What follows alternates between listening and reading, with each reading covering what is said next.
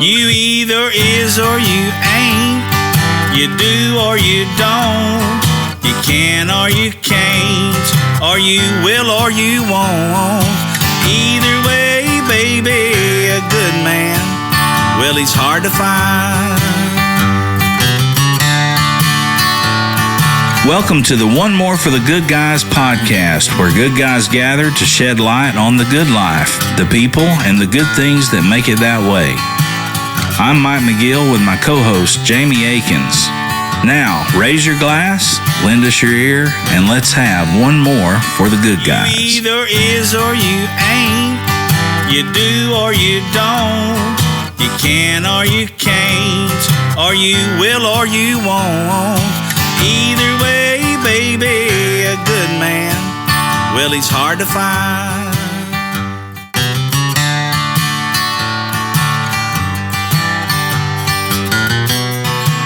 On today's guest episode, we have a newfound friend and soon-to-be yours, Mr. Jody Collins.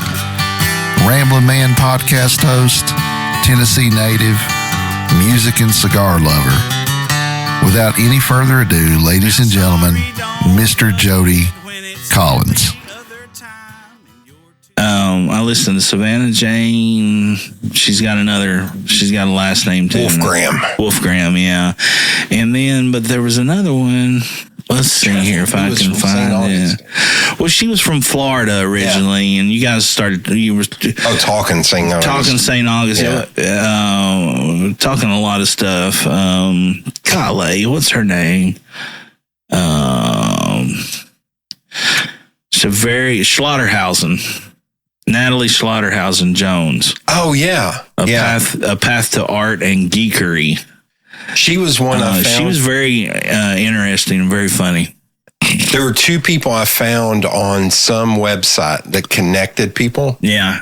That I ended up booking a bunch of episodes with people, and then they just didn't show up on the Zoom. Really? But that's why I forgot hers, because she wouldn't go on video.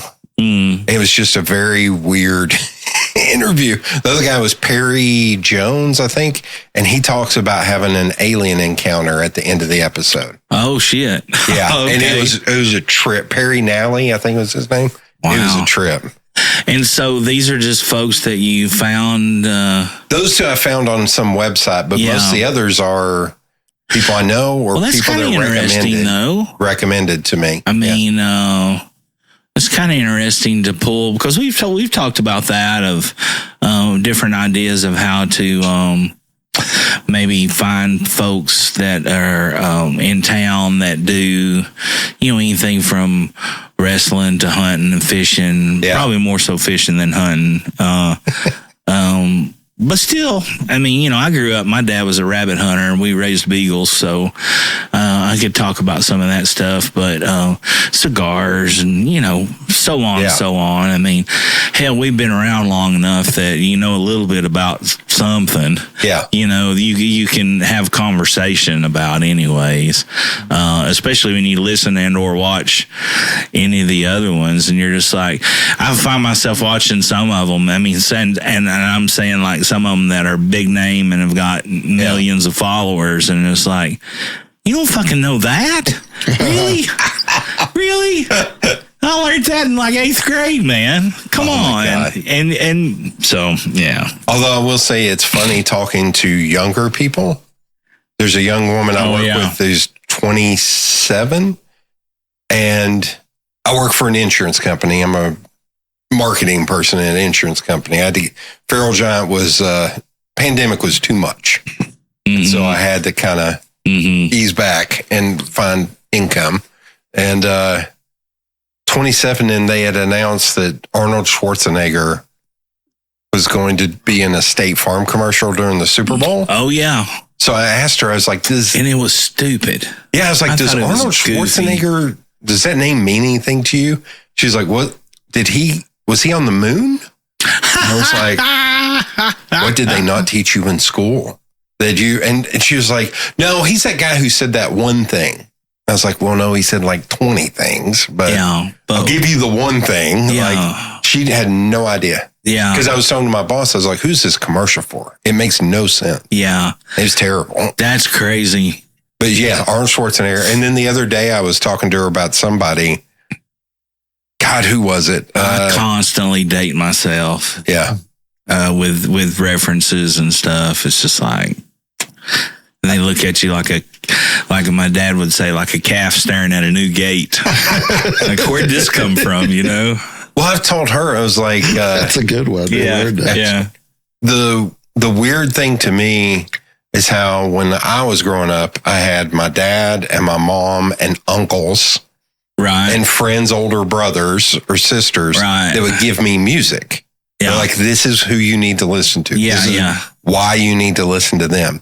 Whereas now all the kids have all the music at their hands. At their disposal, yeah. And they'll be like, I told her, I was like... There's nothing to listen to. Or they'll be like, that dude in the early pandemic who was riding on his skateboard, drinking cranberry juice, and put Fleetwood Mac. And then all of a sudden, all these young people are like, have y'all heard of Fleetwood Mac? Like, yeah. And then Stevie posted a TikTok of her sitting there singing the song, and all the comments were young people going, who's this old lady singing this song? It's like she's a witchy woman. Like, what are you talking about? That old lady was who your uncles and brothers and dads all had hanging on the poster on the wall and did things we won't speak about because you all aren't ready to talk about things like that. You know, along this same not lines, in the context of the way I'm going to put it. You'll end up in HR. Yeah. I was watching this thing on, I think it was about the Eagles, but it also had Linda Ronstadt in it. Oh, yeah. And I, at that point, I didn't realize there was a connection between Linda Ronstadt and the Eagles. And yeah, they were her band. And all this. So, but I always had heard my dad and anybody that generation, if you bring up Linda Ronstadt, they're like, oh, yeah. Well, you know what I'm saying? And I never really laid eyes on her when she was young. I'd only seen her. She was beautiful. And I actually paused it. I was like, well, holy shit, no wonder they're Linda Ronstadt fans. I'm a Linda Ronstadt fan now. There's a comedian I follow, Jimmy Pardo, that he has said, he started watching like old stuff on Tubi and all and he was like, I think I found who my one true love is, and it's 1974 Cher. He was she is the ultimate woman. He was like, it's ridiculous. Yeah, pre-tattoos and everything. Yeah. Or at least butt tattoos. Man. I met this dude back in whenever the first year I went over to Hawaii, and he was friends with Bob and my buddy Bob and Meg who used to live over there, and with Matt Morlock as well. But and I was trying to remember his last name. His first name was Freddie. I'll leave it just because. I mean, there's nothing incriminating. There's nothing you can say about this man or anything that we did that would be, if anyone heard it, would just be like, you did what? Because this guy, I mean, they broke the mold. He was the largest rock and roll promoter on the West Coast. And left home, was adopted, left home from Wisconsin, from a dairy farm, said, fuck a bunch of cows, I got to get out of here, and went off and made his own life. But he had keys to the Troubadour. You know, he had keys to what was the other, the big one out there, and both of them are dumps. Not talking disparagingly about the Troubadour because it's iconic. And you didn't have keys. But you could say the same thing as like people want to come and play the Pilot Light. Yeah. It's like a destination. And you're like, oh yeah, I know that place. Yeah. And again, nothing disparaging about those remarks, but yeah, like the Palomino Club, the Troubadour, but Glenn Fry was his neighbor. on Kauai, and of course he knew Glenn when he backed up Linda, and they started out the Eagles, and and then the next thing you know, there's talks about helicopter rides and cocaine and tie hookers and all this craziness, man. But one thing really cool was, so the second year I went back, I went to visit Freddie again, and Glenn had just passed away. And,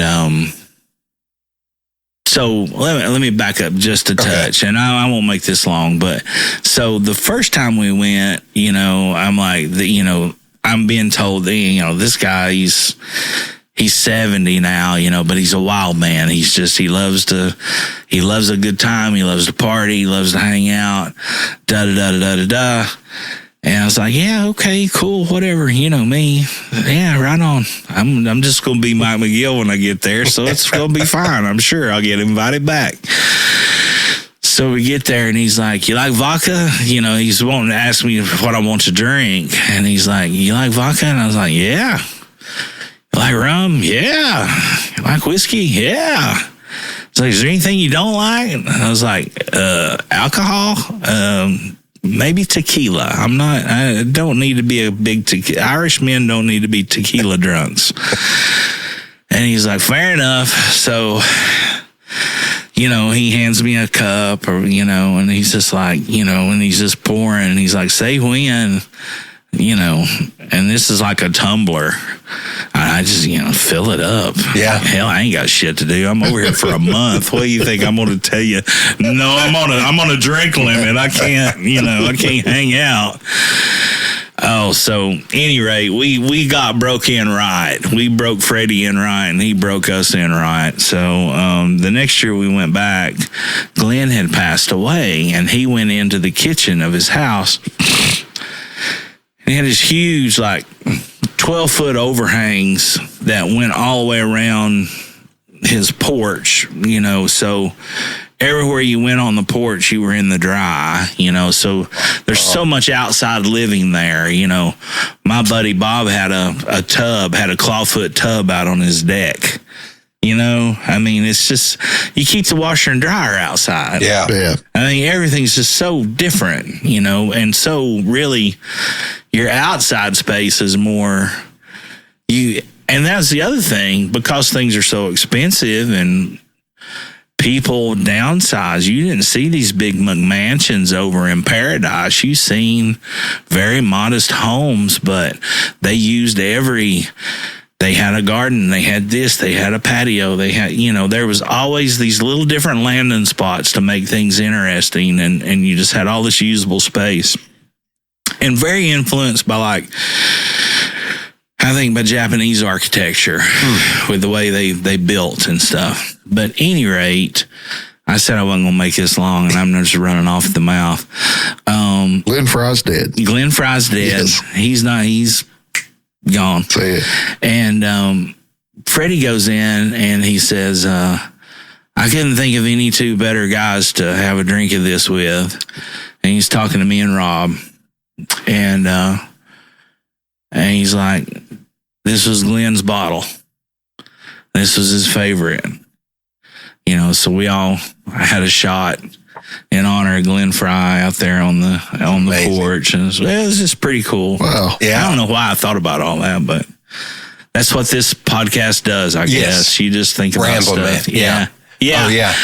Well, Jamie asked when he first came in, he's like, is he an Allman Brother fan? Or I was like, he might be, but I don't think that's why he called it the Ramblin Man. So that's a funny story. I was doing this. I was trying to think of a name, and I was mowing, and Hank Sr.'s Ramblin Man came on. I was like, okay, oh my God, that's great. And I texted Adeem, and I was like, can you do a cover of Hank Sr.? He had never heard Hank Sr.'s Ramblin Man. Well, of course he had. Yeah, God love him or them. And record it. It's freaking amazing. Yeah. I love it. Did it in no time. But my buddy Sean, who's been all out pointer, every time I talk about it, he starts going, Lord, I was born. I was like, wrong song. Wrong song, Sean. He was like, no.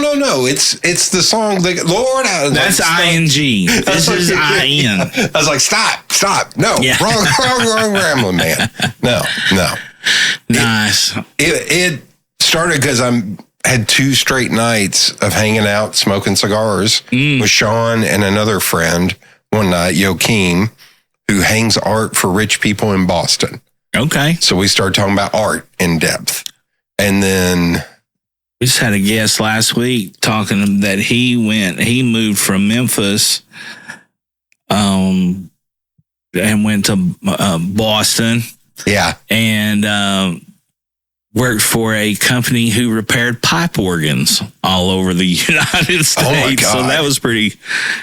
It's funny. We're on the Boston thing. Yeah. But yeah. And then the next night, our buddy Lance said, I'm thinking about getting into astronomy. He's a PhD student at UT for English. And he kept talking, and like 5 minutes, 20 minutes later, it's like, dude, I thought you said astrology. And I was like, how funny would that be, having a full-on conversation with somebody about astronomy, but thinking it was astrology? This makes no sense at all. And he's like, why does he keep telling me about my fire sign? I don't understand. Like, what the hell? Geometry, geography? Yeah. So the next day I bought the equipment, and I was like, let's do it. I'm going to start doing it. And I sat with my friend Aaron Donovan, who used to work at WBIR. Yeah, I know Aaron. Didn't she also used to work over at... She used to work over at Knox Ivy for a little bit, way back in the day. She may have. I can't remember. I think so. Sandy Brown. Yeah. Reddish. Yeah. Yeah. She's from Boston. Okay. Yeah, we are on the Boston train. Yeah. I'm going to Fenway to see the Savannah Bananas with her in June. Nice. But she... Not to break this party up. Yeah. But now, since, you're a big fella. Yeah. And I don't like this guy sitting over here anyway. And he just shows up every week. But he's a fucking Yankees fan. Oh, I'm a Dodgers fan. So okay. Well, that's all right. I got no... Jesus. Even better. I'm surrounded. Yeah. Mouth off now. Funny man. God. Let's hear the jokes. I was born in my defense, I was born in 78. So when I was a kid, it was Fernando Valenzuela or Hershiser. Steve Sachs was my favorite player until he got the yips. Well, and it was the Dodgers or the Yankees. Yeah, that's who you've seen on TV all the time. Yeah, he played for the Yankees too, I think, at the end of his career. Who's that? Steve Sachs. He did. Yeah. I don't think he was good at that point. Second base? Yeah. Was he second base? I think so. I think he was second base, not shortstop, but yeah. Yeah. I don't know why he was my favorite player. Yeah. Him and Fridge Perry. I'm a Bears fan too. I liked, way back then, I was born in 71. So back then, I hated the Yankees. And of course, Jamie knows this. Which ultimately means he never had any damn taste. Yeah. That's what it means. Yeah. That's usually one for you and nothing. That's one for...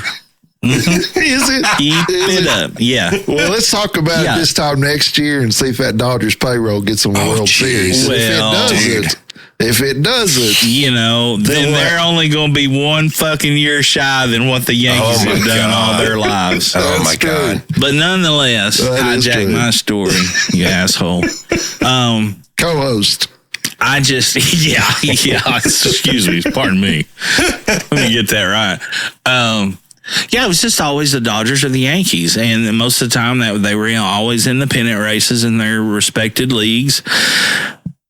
And there was 3-4 years there. They were in the series against each other always. And I was always a Dodgers fan. Mm-hmm. I can name that, Socha, Say, Garvey, Lopes, Dusty Baker. Come on, brain, you can do it. I was trying to think. Yeah, Lopes was second base. Who was the shortstop back then? For who? The Dodgers. The Dodgers. That's my best Vin Scully. Yeah. And here's my favorite Vin Scully call. And maybe you'll appreciate this. If you don't, keep your mouth shut. Okay. There's a long fly ball into the clear azure blue skies of Chavez Ravine. Home run, Dodgers. Hey, we can't agree on one thing. That guy was the greatest. Oh, man. Oh, He was the greatest baseball. Oh, absolutely. Yeah, and I can live with that. When they developed the MLB app, Yeah. where you could listen to the radio. Yeah. And it was like the first year I think they did it, I think it was like $50 for the entire season. You could listen to any broadcast. You could listen to it in Spanish, which I thought, any broadcast in Spanish, which was amazing to listen to. And I think Fernando was doing I think he was. the color for the Dodgers back in that day. But I got it, and I was working for the News Sentinel on the corporate side at that time. And I bought that app and sat there and listened to Vin Scully whenever they had day games. I was like, this is the best. This work in this cubicle sucks. But being able to listen to Vin Scully. This makes it tolerable. Yeah, this makes it. This is wonderful. Yeah. I won't kill anybody today. There's a guy, there's the art director for Publix. I saw him speak once. And in his thing, he kept showing these photos. He was like, here's my family. Here's the coffee shop I go to every morning. He kept showing all that. And he was like, here's where I show you that. And he shows office. And it was those cubicles that go like this far from the ceiling. He's like, because this is my office. And I do this for all that. I was like, I've got to remember that. That's pretty amazing. Yeah. Okay, so. Well, speaking of MLB app real quick. So 16, I think it was, when there was a lot of really cool shit happened in my life in 16. Yeah. But I think that's when Vin retired. Yeah. Was in 2016. Yeah. And I had the MLB app on my TV. So every night at bedtime, I'd go crawl into bed and I'd put on the MLB app and I'd listen to Vin Scully call games and I'd fall asleep. And that was pretty stinking cool. I thought you were going to bust with the same guy, Jimmy Pardo. He likes to joke about Vin Scully. He was listening one time and he was like, I'm going to make up a name. Like Mike Sosa, he's like, fun fact about Mike Sosa, he loves the yo-yo. And he was just like, he was like driving or something. He's like, what did he just say?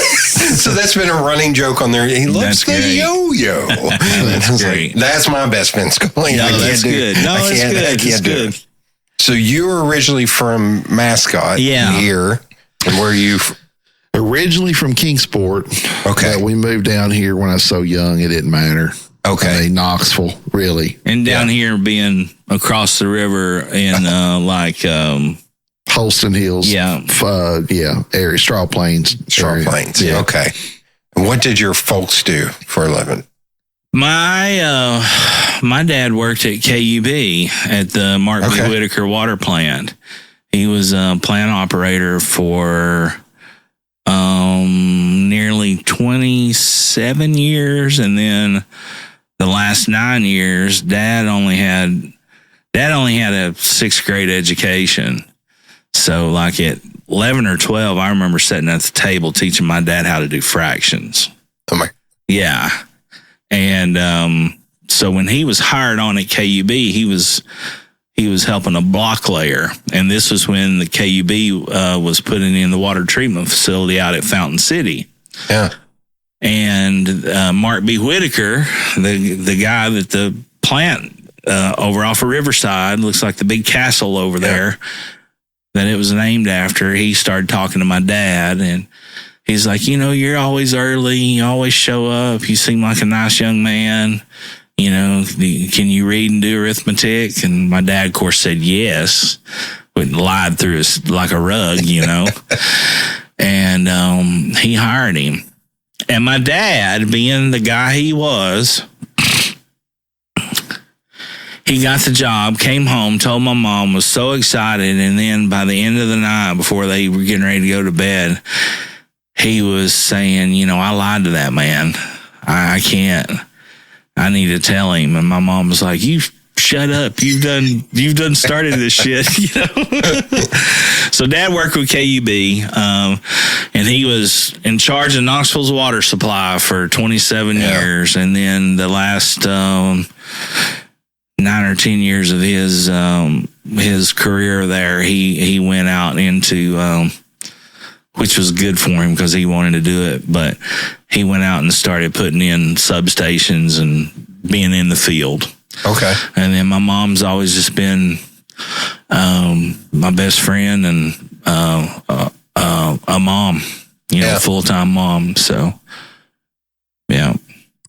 All right. So my dad started out as a high school science teacher and hated it still hates it 50 years later. But I don't know why. I mean, high school kids are so wonderful. Oh, yeah. He has great positive stories. I wanted to kill them all. Yeah. But anyway, so after he got tired of that, 4 years is all he could take. He got into the insurance business and was an insurance adjuster for 30 plus years. In the area?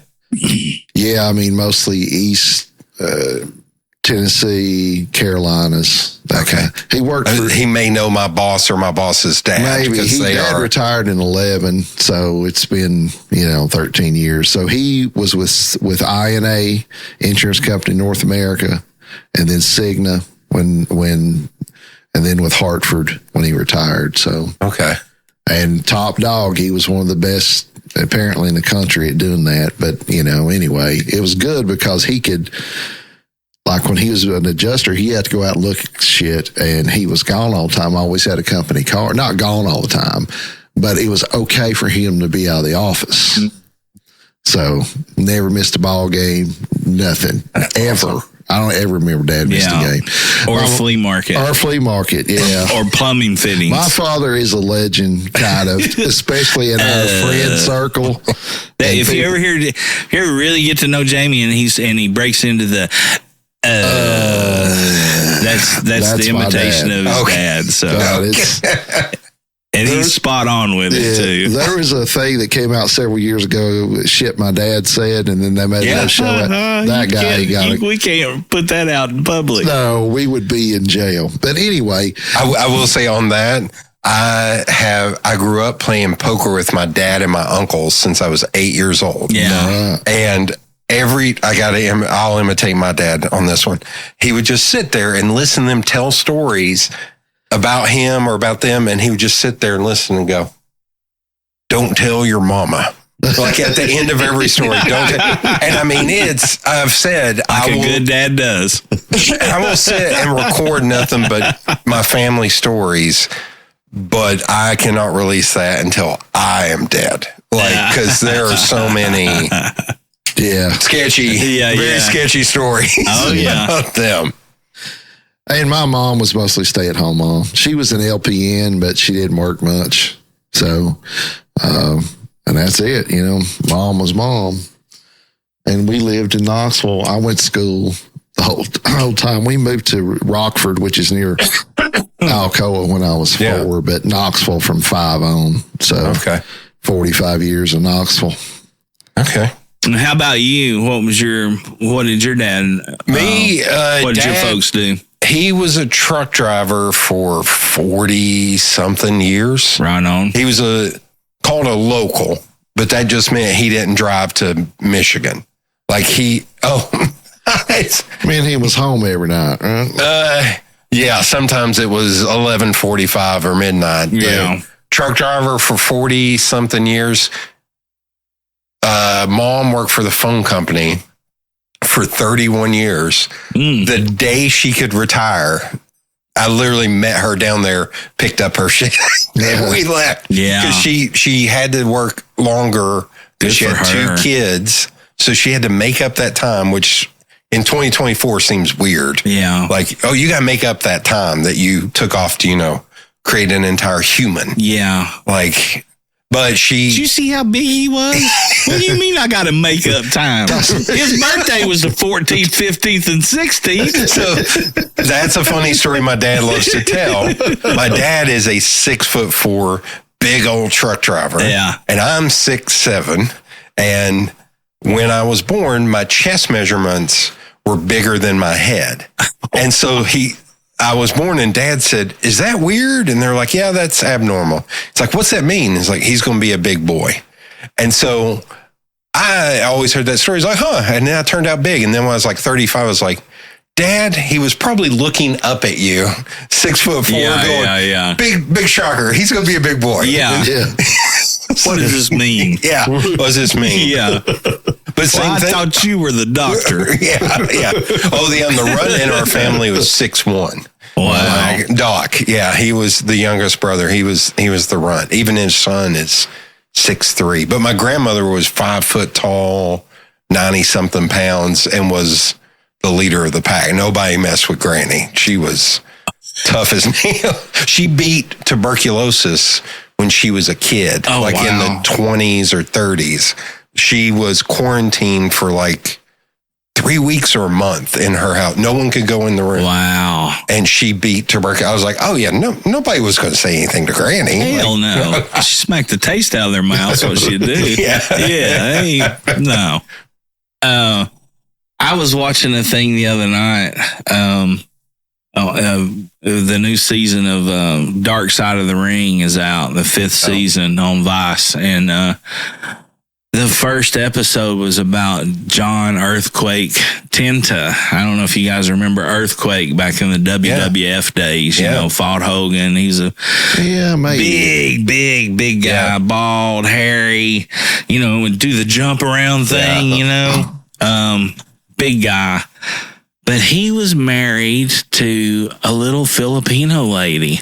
Oh my God. That was like your grandmother's, like 5 feet tall, And this guy's 6'8", 6'9", and just mountain, sun, there's another eclipse. Oh, what was that? No, John just walked by. Yeah.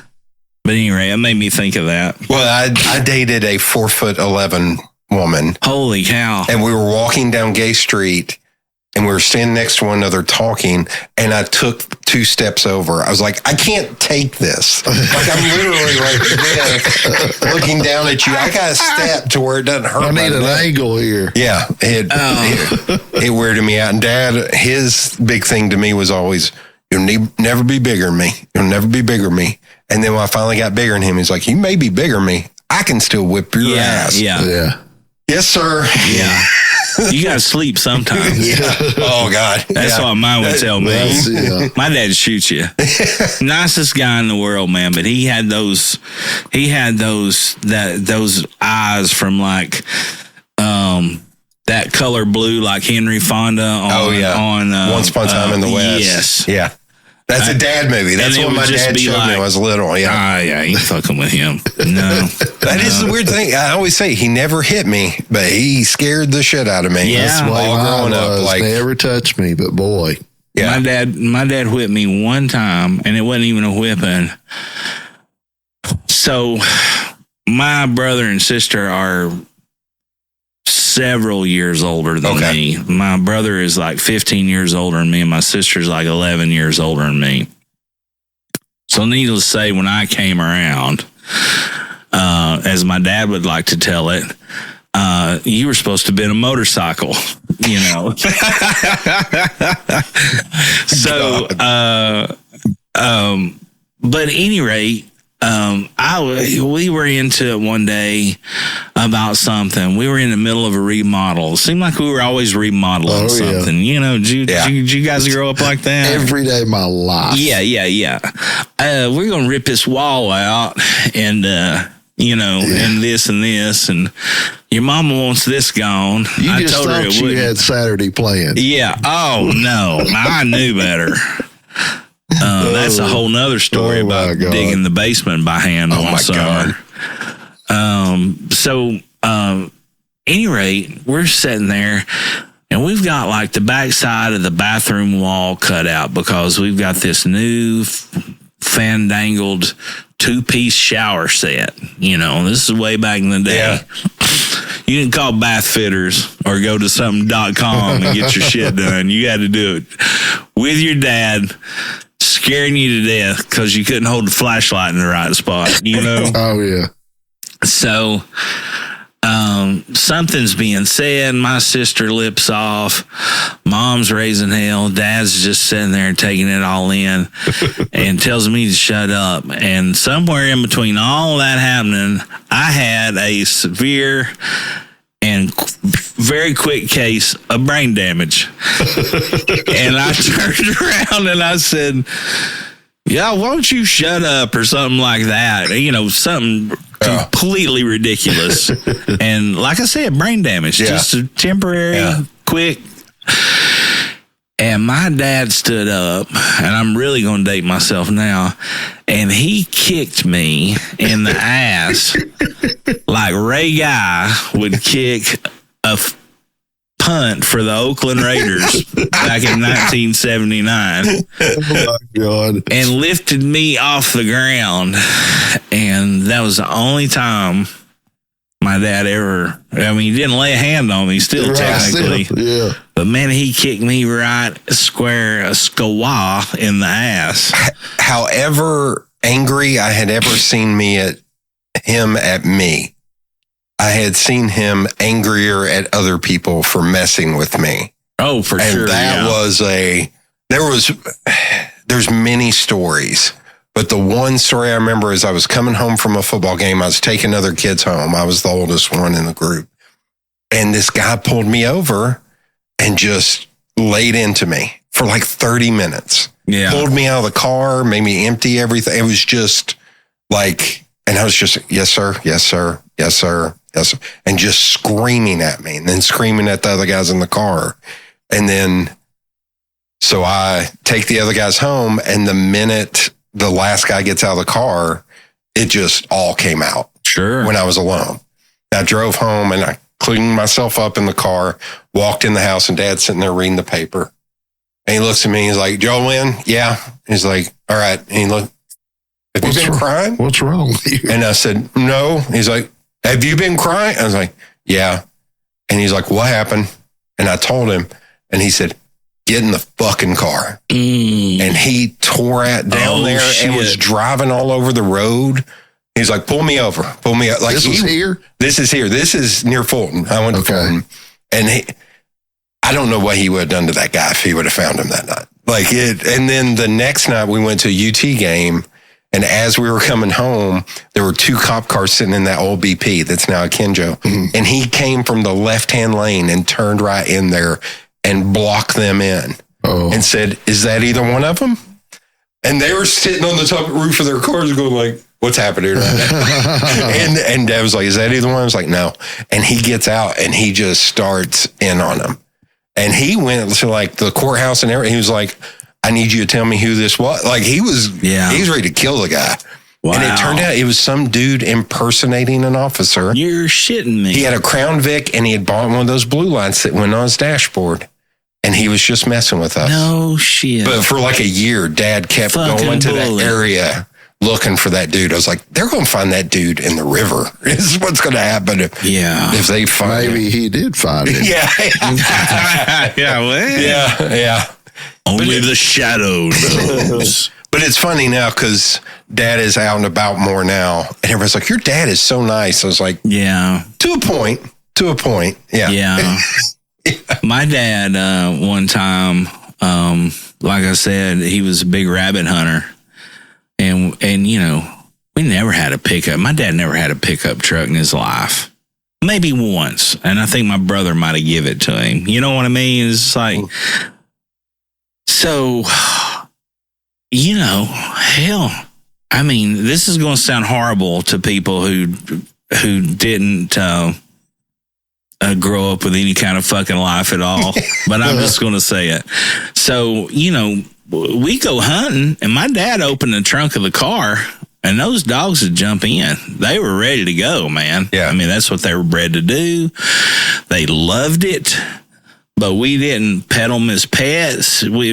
Sparky didn't come inside. They stayed out in the lot. We fed them twice a day. We kept them fresh water, and they had the nicest place, but they were hunting dogs, and they were bred for a purpose, and they were to work.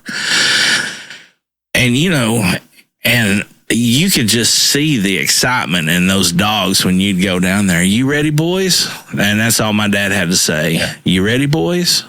How about you girls?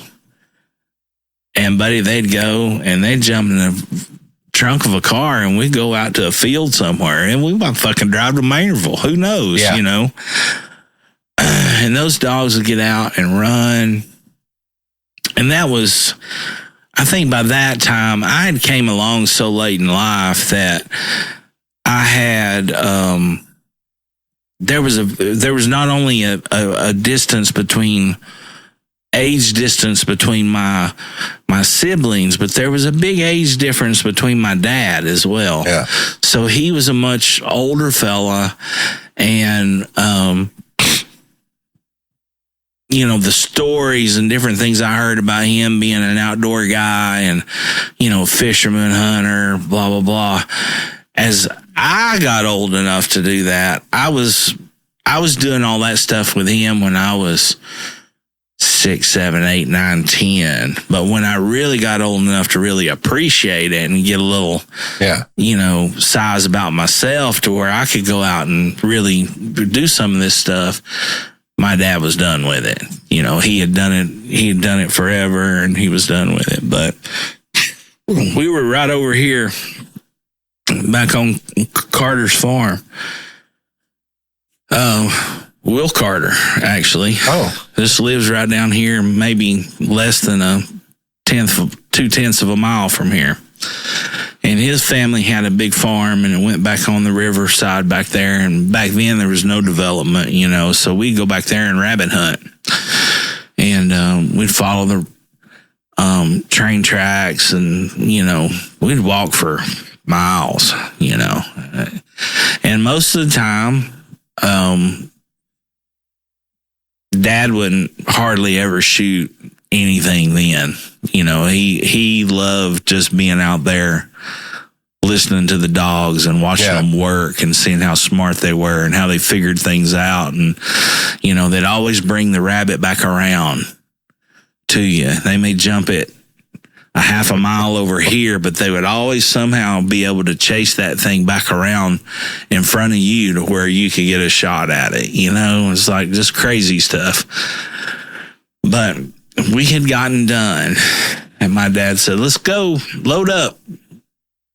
And he was very man of few words. And, you know, dogs, here they come. They seen the trunk lid and here they came. They're all loading up except one dog. His name was Boy. And Boy had a pretty big stubborn streak in him, you know.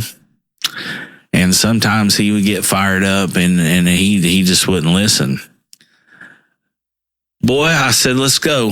Load up. Nothing. He'd throw that head up in there and start sniffing. He was still ready to run, you know. Get on another trail. And my dad was like, it's your last chance, boy. You better load up. Come on, load up. And he ignored him again. And he started taking off. And not like in a dead run. He just had his nose on the ground and started, you know, he was a wiggle butt, you know. But when he got on the trail, he'd take on a dead run. And my dad just reached inside of his pocket, put a shell in the shotgun, and shot that son of a bitch. Shot that fucking dog right in the ass. And it, like John Candy, the great outdoors, blow the hair off this dog's ass. And that dog turned and ran and jumped straight in that fucking trunk. And Dad closed the lid, never said a word to me, never explained anything. We got in the car, closed the doors, WIVK comes on, and we drive home. Never talked about it again. No. So years later, you know, I don't know. I was probably a teenager by then. It was long enough that I was ready to talk. And I said, why did you shoot that dog? He said that he just gets hard-headed and he won't listen. Sometimes you just have to do that. Oh, my God. And I was like, well, you could have killed him. He goes, oh, no, I wouldn't have killed him. He said, I had rock salt in my pocket just for times like that. He said, so remember that next time you won't listen to me. I was like, yes, sir. Oh, my God. So, anyway. I was going to say, my grandfather... Different life. On Dad's side, he and his brother were pretty rambunctious. Yeah. They were rough back in the day. And from what I remember, their dad had 5 to 7 different wives, had 25 kids, aging in range from, the only way I remember it is 100 to 54. Holy or the cow. or is the age range. But my grandfather, man of no words, always looked angry. So I just stayed away. I was like, don't piss him off. Yeah. He the one that had 7 wives? No, his dad. Sorry, his dad. But him and his brother grew up kind of rough because I think their dad just, it was their mom. And it was just really there ain't no telling. Yeah. But they go off and fight in World War II. And my grandfather fought in the Pacific and apparently saw some very rough stuff. Mm-hmm. So it was with my dad and his brothers, it was never, I don't think he ever hit, it was just, but it was like that. It was very stern, very stern. Like, so those boys, they were rough and tumble, but they also knew, don't piss him off. No, hell no. Same thing. They were out playing and one of the neighbor kids sicked a dog on the youngest brother, David Wayne, Doc. And my grandfather worked for the railroad at night, so he slept during the day. Yeah. And my granny wasn't there. She was probably at church. And they had to wake him up to take him to the hospital. And they said on the way back, so this will make my story about my dad make more sense. Yeah. He's in the pickup truck with them. He's like, take me to the house. So they drove and found the house where the neighbor kids were. And they said he got out. And they said he hit the door jamb so hard that they could see the windows on the second floor shake. Oh, gosh. Because he was a 6'2" big dude who worked for the railroad company. He said, back then, 6'2", you were a giant. Yeah. You were 6'7". He was born 1917, I think. Yeah. But then recently, Dad told me a story that the angriest that was the big story I'd always heard, the angriest he ever was. Otherwise, he was pretty much even keeled. But the other story Dad told me recently, they were up near Sharp's Chapel. Oh, yeah. And this is in the 80s, and they're driving by, and there is literally a noose hanging from a tree. Yeah. Because it's Sharp's Chapel. Yep. No offense to any Sharp's Chapel listeners.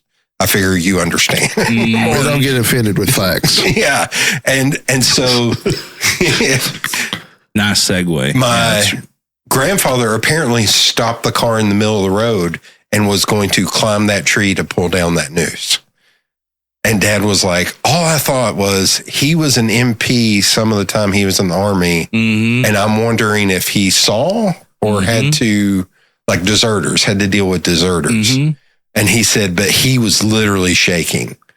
And it was just like, never see him ratchet it up to that level or really get angry. Oh, but when they do, it immediately goes from 0 to a million. Like there's no telling what. I mean, he could have had a fellow serviceman or a company member that was a black man and was getting treated like shit. And was over there, dodging bullets like the rest of those people were. There was also a time when I was in high school, because I grew up kind of on the east side, was a lot of time the only white guy in the room. Yeah, sure. Me and Dad. And we've said it a million times, going to Burlington. Oh, yeah. And going to down where AE and Magnolia, that was going to town. Yeah, yeah. You grew up here, that was town. Yeah. For us. But when we was in high school, all of a sudden, I don't know why it came up. It was Christmas. So we were all sitting around my grandfather.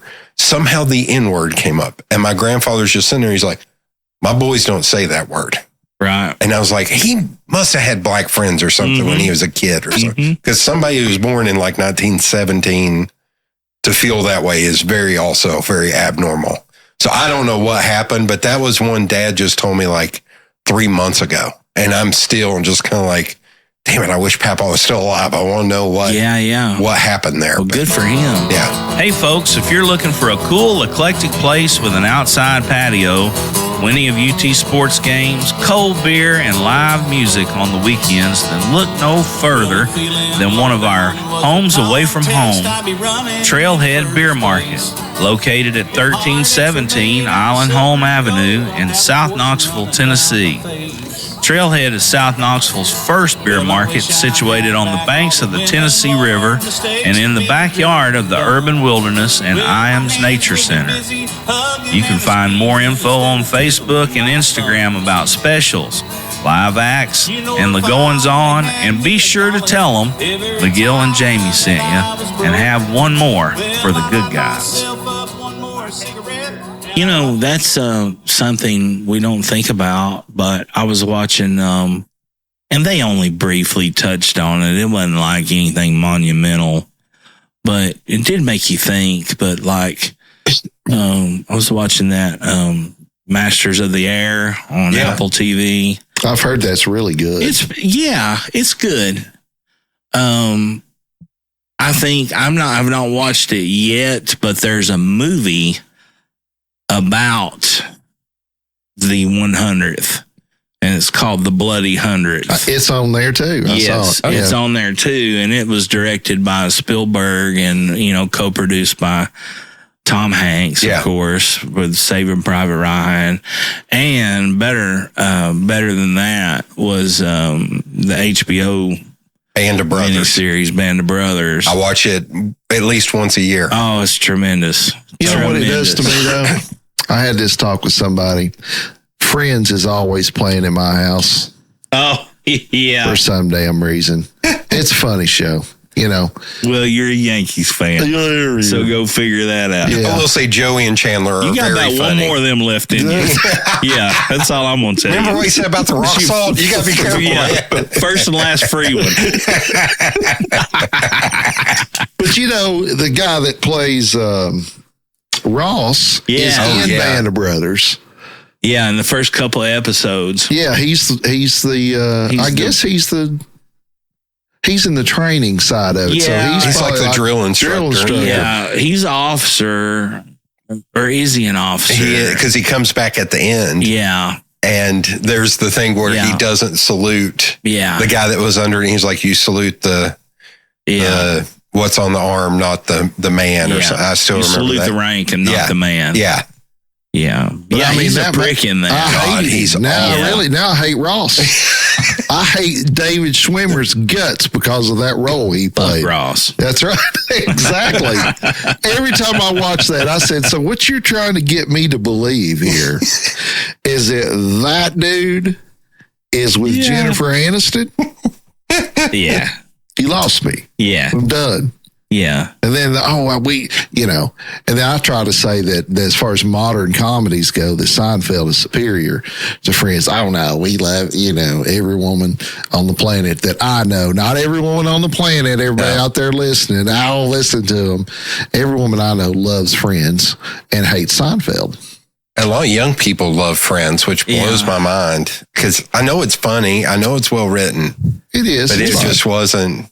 I was Seinfeld and... I think, more modern I still think Parks and Rec is one of the best things because it actually had a heart to it, too. Yeah. I really need to watch that. Yeah. I'm terrible at modern day stuff, but after it came into syndication, and I'll tell you what started it was... I built this place, right during the start of the pandemic and stuff. And as I got it closer and closer to being just, in the dry to where I had a space to get the hell away from everybody. Yeah. And, but I had a smaller TV out here, and I had the rabbit ears. Yeah. And How I Met Your Mother. Oh, yeah. That was on syndication and 70s show and, on Laugh TV on the rabbit ears, you know. Yeah. And I watched so much of that stuff, and I thought, man, it was really kind of the whole, of course, I'd seen the 70s show. Yeah. But I hadn't seen How I Met Your Mother. And I was just like, the premise of this is really good. It's interesting. It's just goofy enough. But it's pretty good. So I need to go back and watch more modern day stuff like Parks and Rec, like you're talking, because I never watched any of that stuff when it was on. I will say during the pandemic, network TV when it was happening. Before they launched Peacock, I watched Cheers from beginning to end on Netflix. Oh, yeah, I did that too. And it's still perfect. Like, it still holds up. And I was telling a friend, I was like, Norm! They made jokes in like season 4 that were nothing from season 1. Like Cliff went to Florida and he would constantly talk about it, but then it went away for like 2 seasons. Yeah. And then like season 4, he was like, oh yeah, it's like when I went to Florida. I was like, because I was watching it all in a row. I was like, I understand what that is. Whereas back then that was 4 years difference. So like how many people really got in 22 or 24? 22 or 23 a year. Yeah. A season. And it was weird. Episodes is what we're saying. Yeah. It was weird in that like every season had a thing. Like him trying to get Diane was season 1. Yeah. Then him and Diane dating in season 2. Like it was insane that it held up so well. But Norm, every time he came in, he had something he said. Frasier and Lillis Baby's first words being Norm. That was fucking classic. Yeah. Are you kidding me? It was wonderful to watch. Yeah. Modern one, everything's so short now. It's hard to, it's like 8 episodes now. Frasier really held up over the years. I felt like. Yeah. Frasier's one I would watch more passively. Like when it was on, I would watch it. Well, isn't it returning? It did. It did. Yeah. I loved Night Court too when I was growing up. The original Night Court. Yeah. It's on Tubi, the whole thing, if you want to watch it. Oh my God. Yeah. It's the only place I can find it. Okay. Yeah. Harry loved Mel Torme. And how hot was Marky freaking Post? Just passed away not too long ago. Take my hat off. Yeah. Just because. You sound like my daddy in 1984. God rest her soul. Yeah. That is weird. So a fun fact. Hot. Bull's gone too. Recently. That's right, yeah. So a fun fact is Marsha Warfield follows me on Twitter. Wow. Nice. Because she joined Twitter and I saw it pop up. I was like, oh my God, hit follow. And I was like, oh my God, Marsha Warfield is on here. So she followed me. And I was like, oh, she doesn't really pay attention. And somebody posted something that's like, what's your favorite theme song? And I was like, well, there's only one. And I put Sanford and Son. Yeah. And she literally responded to me and said, or something like that. And I was like, oh shit, I've been caught. Oh shit, I've been caught. Oh shit, sorry. Night Court's number 2. I'm sorry. Sanford and Son, still number 1. Yeah. You know who wrote the Sanford and Son theme? Quincy Jones. Did he really? Yeah. Listen to it. Yeah. Okay. Yeah, it's incredible. Oh God, this is a good segue. It's so layered. So y'all are musicians. So do you remember the first album that you were either given or you bought? I do. First album we were ever given or bought? Yeah. That's easy. Or you can do both. That's easy. Same for me. You got one? Thriller. Absolutely. Okay. Mm-hmm. First one I ever had. Came out when I was 9, 10, right in there. Okay. That album changed my musical life. Yeah. Because I'd never heard anything like that before. It's like 9 songs and 7 of the songs were released. Like that's another crazy thing. They were all singles. Bless you. Thank you. Best selling album of all time. It's crazy. Yeah, nobody had heard nothing like it. It was, and I mean, it was,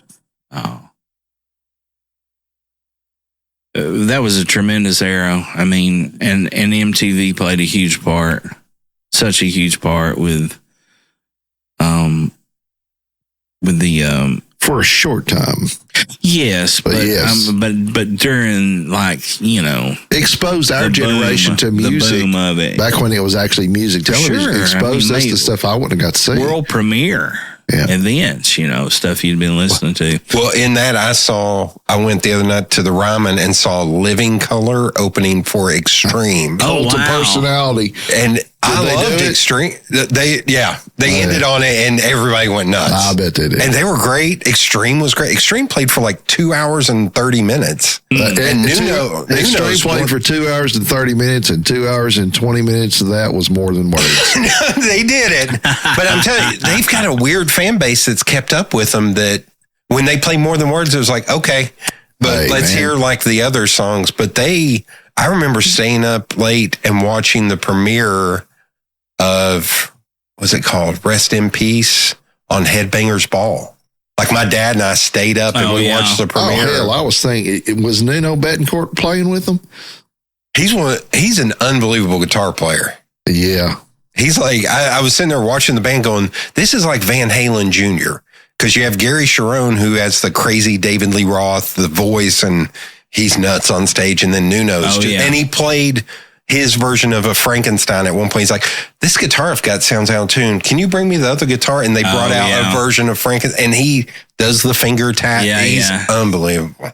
He ain't no joke, man. He's that's awesome. I'm not gonna say he's better than Eddie, but I would say he might be better than Eddie. I would say the first album I bought, or definitely wasn't given. I wasn't ever given an album, but I was given by a friend of my mom's who was a music, just a true music lover, huge Elvis fan. But she gave me tapes of all the shit from like 1956. Started me there. Good place to start. Oh, Little Richard, Fats Domino, the Chuck Berry, Chuck Berry. Yeah. Really, the needs to have a in front of his name. All that stuff, on up through like the Platters, the Pretenders, Jackie Wilson. I mean, all the way, just fed me all this shit. And I never heard, I'm like these kids, like, who's the old lady playing, Landslide. So I was soaking it up that way. But I guess probably Thriller was also first one I ever bought. Okay. Maybe. It's a big deal. Yeah. Man. Huge deal. The first one I bought, I cannot talk about because it's... and we both play country music. But that's all right. There was a record store on Market Square, and I bought a cassette tape of a certain doctor who gave sleepy time tea to women. Oh. I bought the best of Bill Cosby in like 1984. Oh, wow. And I still can do all of the bits from that album. Mm-hmm. But the first one I was given was a Rap's Greatest Hits with like Fat Boys, Run DMC, Houdini, Dougie Fresh, and Slick Rick. That was like 1983 or 80. Or that was maybe 84, 85, and I bought Bill Cosby 86 or so. Yeah. But I don't like talking about the Bill Cosby. We didn't know. I know. That was talking about Bill Cosby. We're talking about Michael Jackson. Yeah. Yeah, no shit. That's true. We didn't know. Yeah. Yeah. We were children. Although when all that came out about Cosby, I was like, here's all the records, here's all the tapes. I took them to Basement Records. I was like, you can have these. I don't want anything from them. I just need them the hell out of my house. I can't. When did Thriller come out? 83, I think. Yeah. So, yeah. So the question I have now, have you all watched the documentary on Netflix about was it the greatest night in pop history where they do the We Are the World? We were talking about that before you got here. Very briefly, but we touched on it. It's 82, by the way. November 29th, 82. So, wow. So I had just turned 8. I was 3 days prior to Thriller. I was 11. Man. Yeah. But yes, we watched the We Are the World thing. It's tremendous. Unbelievable. Although I will say the funniest thing to me was it was Waylon Jennings. He was like, were you singing? I'm out of here. And he just left. He just left. I've been waiting 3.5 hours, Hoss. Yeah. Old Waylon ain't got time for his shit. That part cracked me I up. had that album too. The We Are the World? Yep. Oh, yeah. So my dad still has like 3,000 or so records. Man. Mom was always into the Barbra Streisand, Celine Dion, Bette Midler, Richard Marx stuff. But then Dad, it was Charlie Daniels Band, Crosby, Stills, Nash and Young. I heard Buddy Miles before I heard Jimi Hendrix. Yeah. But then he loved the Pet Shop Boys. Yeah. Big old burly truck driver listening driving down the West road. End Girls. West End Girls. Yeah. That's what I was thinking. Yeah. Dun, dun, dun. That's funny. He didn't like the Beatles. Yeah. Barely liked he liked one or two songs by the Rolling Stones. So they were Boy, I not, like your daddy, man. they were not vaulted in the house. I had to learn about all the other stuff. Right. But it was the same thing, like Otis, B.B. King. He was like, this is all the stuff. Yeah. Yeah. We had 3 records. We had Flight and Scruggs, live from Carnegie Hall. We had That's a good one to have, though. a Merle Haggard record. And we had an Osborne Brothers record. No, we had 4. And a Carl Story and the Rambling Mountaineers. Oh, my God. And that's the records we Were had. Brewster's on that one? Yeah. Well, Dad got very lucky, and he had Mocking Banjos is a cut on that. nice. he had a friend that worked at a record store where he would pay $5 and he would walk out there with a stack. It's like, here you go. Nice. He had the hookup. Yeah. Yeah. We didn't listen to a whole lot of music in the house. I would say we didn't listen to any music in the house. Not because there was any kind of rule, just because it's just not. We just didn't do that. Wasn't something else too? We weren't in the house. Yeah, that's very true. You know, we were always outside. Out. That's right. Well, I think his boombox was like his prized possession. Oh yeah, like we would take it to the beach with us and stuff. He always had the music going. He actually won a contest on just those 7 years. Yeah. Through where you were in that influential stage, that same age that we're talking about, there was transistors up to that point. I didn't get a boombox. I was a freshman in high school. I didn't get a boombox like 84. Oh, I didn't have my own, and I didn't touch his. I didn't touch it. I didn't mean. I didn't get his. No. I think it's still sitting in his closet somewhere. That's funny. But he won a contest, IMZ, where he got a chance to win the Rock 104 WIMZ. By the way, it was 104. Yeah. To win the ZZ Top car. Nice. They had a giveaway at Bill Meyer Stadium, and they gave, you call in and... Yeah, I remember that. Everybody got a key. And it was during a day where I was playing in a baseball tournament, and he was our coach, and he was like, I'm just going to have to miss it. Because he was like number 120, and he was like... Good luck, boys. He was like, let your mom coach. She'll be fine. She knows what she's doing. And... I got to go with a 34 Ford Coupe. And he lost, but they gave him a ZZ Top keychain that he still has. Yeah. I think Mom ended up taking it for him. That's awesome, man. This is too great. Do you remember, well, I guess it would kind of be in the Michael Jackson. It was like the first song that made you kind of prick up your ears, like that made you stand up and take notice. Oh, I mean, probably something off of that, probably like Little Richard or Fats Domino or Chuck Berry for me from those tapes, that I was just like, holy shit. Yeah. Long before I got to buy my first album, like we talked about, my mom had a bunch of 45s. We still have them somewhere. And I'd say the song that Johnny Be Good was probably the first, because it had Johnny Be Good on one side and My Ding-a-Ling on the other side. Oh, my God. Yep. Yeah. And My Ding-a-Ling is the only number 1 Chuck Berry hit ever. Yeah. Is it really? Yeah. And so risque. Really? Back in that time, Well, I think what's also funny is it's risque for then, but I remember in like the 80s going to Easttown Mall with probably my grandmother. Record bar. Sure. And my ding-a-ling was on the radio. For Like, sure, it was like, yeah. I was like, Granny, let's change the channels. Yeah. So I'm like 8 going, I know what he's talking. He's talking about I'm feeling uncomfortable, Yeah. Grandma. Granny. How about you? What was yours? It was Bill Cosby. Oh, the song. Yeah. I can't even tell. You know what? I have asked that question so many times and I can't tell you. Uh-huh. I'll tell you what my parents say. They said they were driving down the road and all of a sudden they heard me in the back seat singing every word to Jesse's Girl.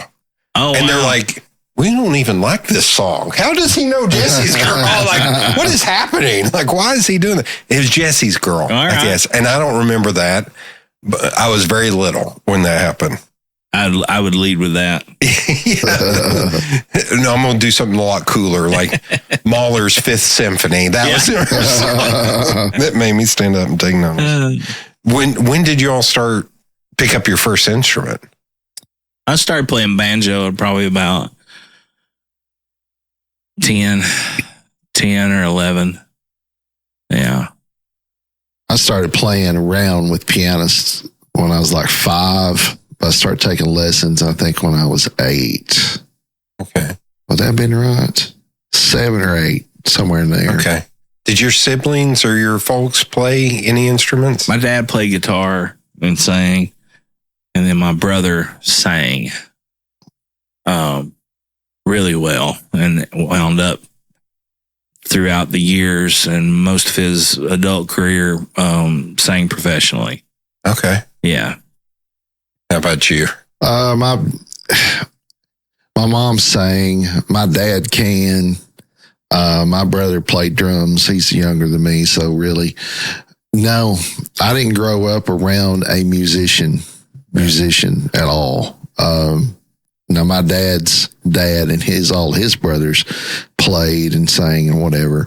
And mom was musical enough, and I was around it. But no, I didn't have anybody.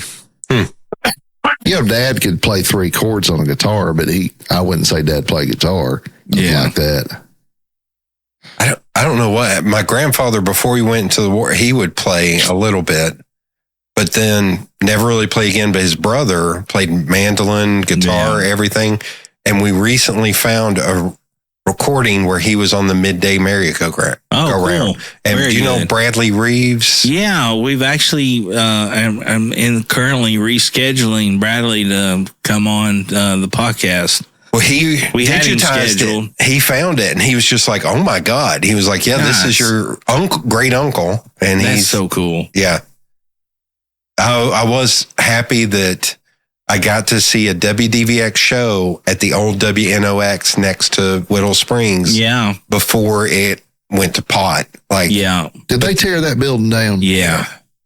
Yeah, and a friend of mine, Daniel, went in there before they tore it down. He was like, there's no way they could have fixed it. Yeah. Like the roof had collapsed, and it was just pretty bad. But that auditorium in there was gorgeous. Yeah. I played there 3 times. I wonder if you were on the show that I was at. This would have been early 2000s. No, this was back when I was probably like 11 or 12. Oh, okay. I can't remember what the show was called, though. It was a night show. Golly, what was that show called? But it was broadcast on the radio and everything. I'll think of it. Okay. But I played that one time, and then wasn't a barn dance, some barn something maybe.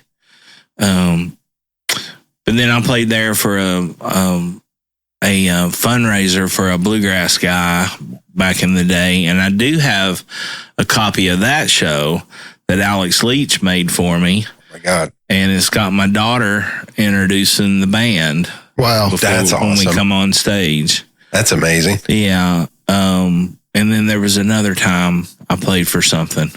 I just remember it was very hot in there. There was no air conditioning. Yeah. And it was, I worked at a print shop where the owner was a huge bluegrass fan. And he and I talked about DVX all the time because they had just kind of started, I think, at that point. and they did a big fundraiser show, and it was like a long day. But he bought us all tickets because I think it was like $5 or something. He just bought it, and he's like, anybody wants to go? You have a ticket? Yeah. We're going to go support WDBX. Nice. And it was a lot of fun. Yeah, that first show I'm talking about, I can't remember what it was, but it was on the radio, and it was it was still when WNOX was broadcasting. Oh, man. And I just can't think of the name of some Saturday night barn dance or Saturday night, something, Friday night, I don't know. As far as like writing music and stuff, when do you think you kind of pick that up? Or do you remember the first song or lick you wrote? Oh, yeah. I do. I remember the first, yeah. I won't go back to the first song I wrote because I was probably about 16 maybe. But I remember the first song I wrote that I eventually heard on the radio for the first time. And, I'd been going through this on again, off again relationship with a girl. And I was up, of course, in my cups and, somewhere between feeling sorry for myself or pissed off, you know how that goes, right? And I looked out the window and I seen the taillights of my dad's car come on. And he had been retired for a couple of years, but then he started working for Cardinal Health, delivering nuclear medicine. So he was just a courier, and he loved it. And it gave him something to do. Yeah. But I just remember sitting there looking at that, and I'm like, he's getting up, going to work, and I'm sitting here worried about some kind of bullshit, And I wrote this song called Lately. Okay. Yeah. Do you still play it, or is it? Yeah, every once in a while. I'll do it on the solo thing. We probably should learn it and do it at a band show one night. That'd be good. Bill Foster's been asking for it forever, and I just still haven't done it. When's the last? I mean, when like these guys don't know it. When did you do it? Where he heard you? So it used to be a Romeo or something. No, it was back in the Drunk Uncle days. Wow. So quite a long time ago. Bill remembers stuff like that, don't he? Yeah. Yeah. Lately, I've been sitting here thinking, spending too much lonely nights up drinking, spinning records and waiting for my woman to call. That's great. Yeah. And I wrote it on the back of a paper plate. I still have the paper plate. I should hang it up in here somewhere. You should. That's amazing. Yeah. That was the only thing I could find to write on. You should do that. Yeah, I will. I've got all the manuscripts from my songs that I've written, in my own handwriting and stuff, and lines through it and shit. The first copy, the rough copy, the finished, and all that. I save all that shit. How about you there, Leroy? Well, I've written some songs. I don't remember when the first one was or any of that, but that's not kind of my wheelhouse anyway. Okay. I've written a lot of music, like for people that had lyrics, or like I've done 2 hip hop albums with some guy, and did the music for that. So my wheelhouse as far as creating with music has always been instrumental. For the most part, not always, but usually, which is odd because I write a lot, but just not music. Okay. So I never thought to. Do you remember a website or do y'all remember a website in the early to mid 2000s? We're going to talk about that? No, Jesus Christ, Jody. It's an audio podcast, not visual. No, called Knox Bands. No. Knox, I do, yeah. I promoted shows and interviewed bands and stuff. Yeah, I remember that. Yeah. So that was me.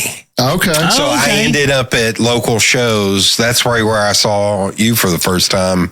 At that point, 4 nights a week. I was at shows all over town. Where was the first time you seen me, do you think? Do you remember? I can't remember now. because all that time is a blur. Because I was working a full-time job. That's a strike against Jody. There was also a lot of times where I would leave somewhere like the pilot lot at like 3 a.m. and get up and go to work at 6 o'clock the next morning. And I'm just aggravating. It was like, oh my God, there's not enough coffee in the world. Yeah. We still need a resource like that because you don't always know where everybody is or where they're playing. No. I mean... Yeah, we got tagged in a thing the other day, and I can't remember who it was, but I told them when we started doing our...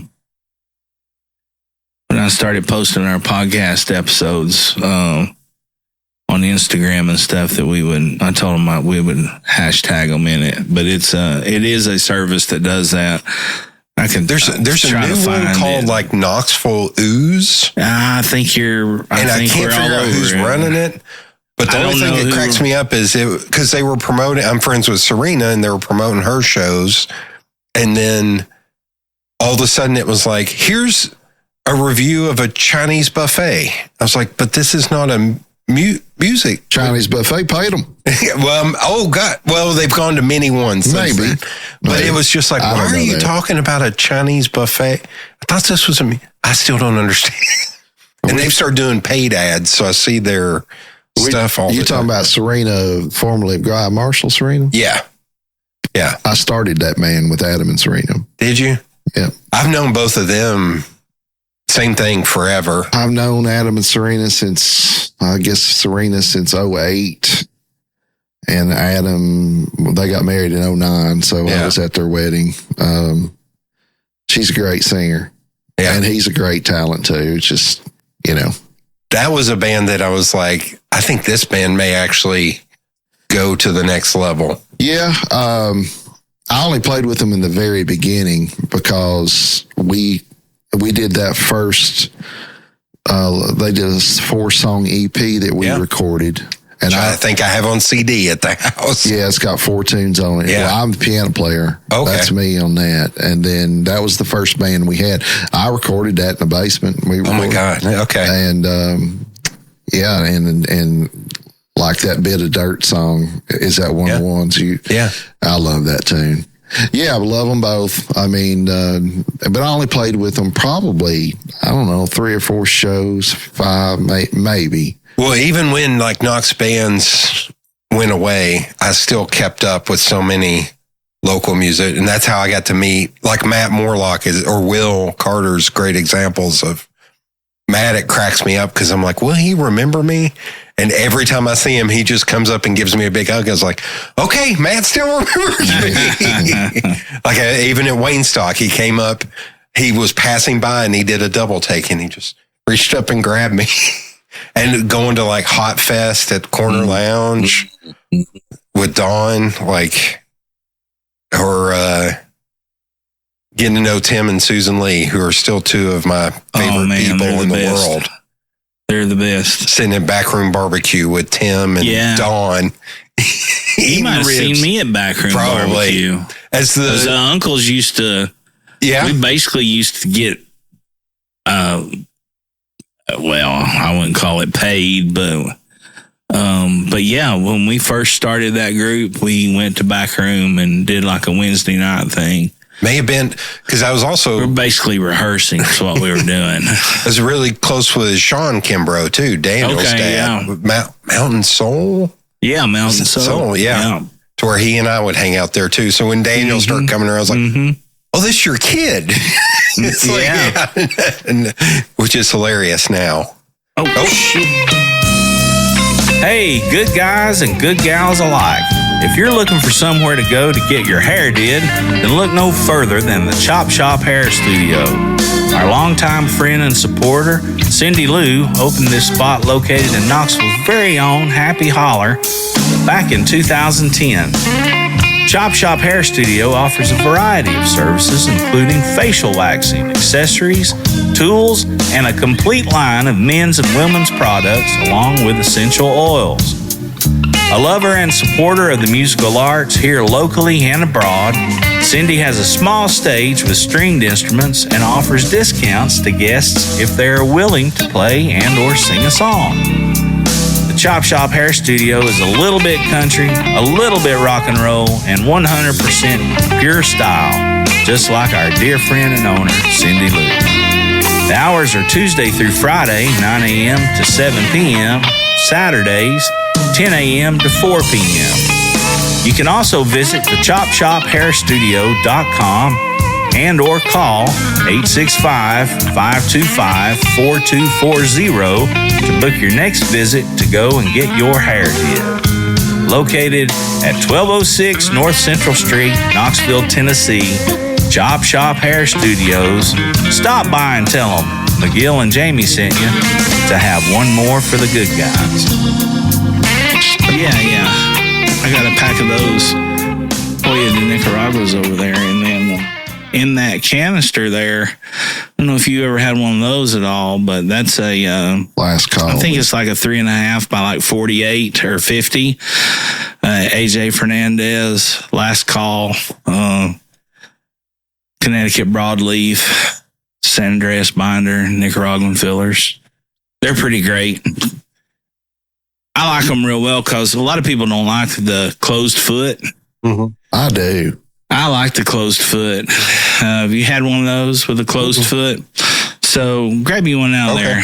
You just take it with you if you don't want to smoke it. But closed foot is, they don't finish it out like this, clean. And they just wrap the wrapper leaf over. Oh, yeah. So with you lighting it with a match, you just go straight in. Okay. And what you do is those first few puffs as you're lighting it with that closed foot, you're just getting all wrapper. So you can really taste by the time it starts, after you went through the wrapper, you can tell more. You'll be like, oh yeah.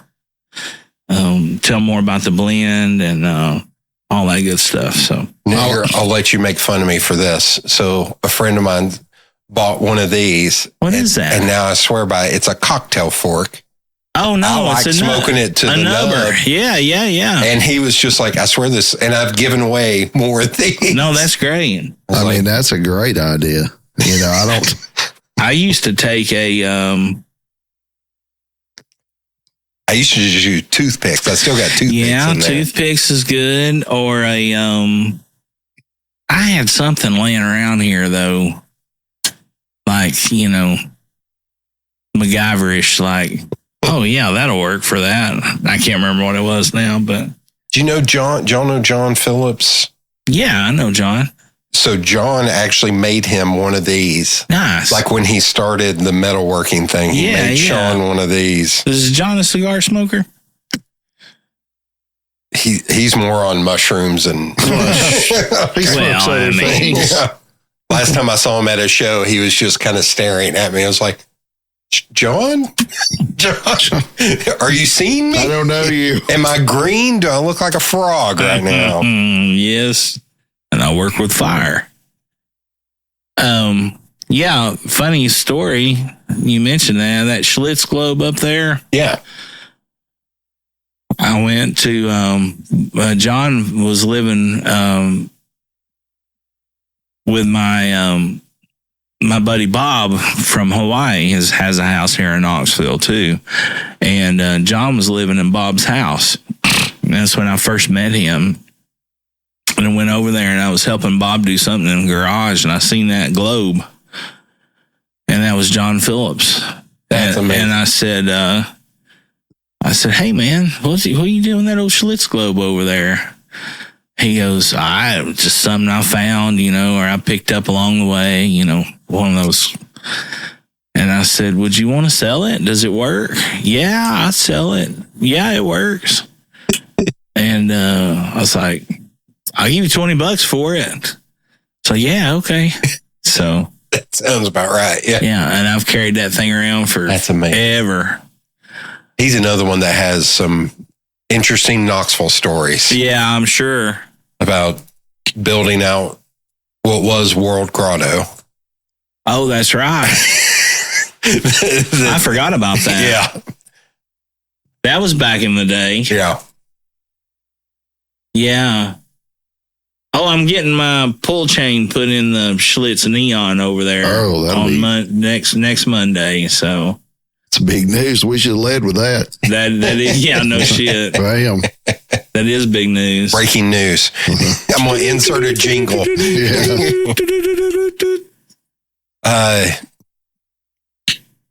Do you remember your first gig? Or did you all do open mics or anything? Here, I say that right as you all are lighting up. Well, let's talk about that. I started playing out a few years before he did in this town. Yeah. There wasn't no damn open mic nights then, man. That was really? early 90s. There wasn't none of that shit. Old City was nothing. There, it was basically a fledgling thing. And, but I remember my first gig very clearly. It was at Flames over there. You know where that was? Mm-hmm. And it's gone now, but there's a church, a Presbyterian church on Asheville Highway. You familiar with Asheville Highway? Yeah. Okay, if you're coming, there used to be, you know where Chilhowee Hills is? Mm-hmm. Okay, there used to be a motel right there, and Chilhowee Hills bought it. There was a bar. Was it Holiday Inn? Howard Johnson's or Holiday Inn? I can't remember which. I think it was Howard Johnson's. Yeah, I believe it had right. a place in it called Flames. It was a bar, and they might have done a little bit of food and stuff. The hotel bars were the best, man. Con Hunley used to play there. Yeah. And that was the first gig I ever played with a band, and Con showed up. He was there. Played and did one with us. Yeah. But that was my first gig out for sure. That's you saying that. I always heard stories from my dad about bluegrass shows at Buddy's Barbecue. Where he would see people that went on to become like Bela Fleck and Jerry Douglas when he was still a kid. Like all these people in the 70s. Phil Ledbetter when he was still a kid. Oh, yeah. Phil lived over there. I used to work at Pick and Grin, so I got a lot of buddies' roots. I remember Knoxville Grass was always their favorite band. Paul Brewster and Glenn Laney and Jimmy Millsaps. And then 5. Nashville Grass with John Cowan, I think was his name. That they were actually from Nashville. And I think that was one where Bela or somebody that was some Newgrass Revival. Newgrass Revival. Yeah. That's what it was. Not Nashville Grass, Newgrass Revival. Those Knoxville Grass albums, it was funny. The old man who used to own Basement Records, who was kind of ornery, he would have those Knoxville Grass albums, and he was like, he would put like $75 on them. He's like, people will pay for it. Hey, they will. Yeah. And now I've just by happenstance found him, like the new guy at Basement, who's been there for like 10 years. He's the nicest guy in the world. He is too. And I found him there, and he was like, $10. Give me $10 for that. I was like, yes, I will happily pay that. I picked up one. Darby's Castle. I've got that album with Darby's Castle on it. I got it. Oh, yeah. For $2. Oh my God. At that 66 flea market. Nice. Oh yeah. It's only signed by 2 of them. I think I knew Glenn and Paul. All the days that timbers. Glenn's passed away, but you I think remember Glenn the words of that song. Well, it's also on Paul Brewster's first album, Darby's Castle. It's a good cut of it. Written by Chris Christopherson. Oh, yeah. Oh. That's right. Yeah. On his self-titled album, Darby's Castle. We like to throw little useless tidbits. Well, that's what I was going to say. I was trying to think on the Painted Lady album, they did a Grateful Dead song, Friend of the Devil. I heard that before I ever heard a Grateful Dead song in my life. Yeah. Like, because they were big Knoxville Grass fans and weren't Grateful Dead fans. So, like, how weird is that I heard a local band do it? First gig? I don't really remember. I guess probably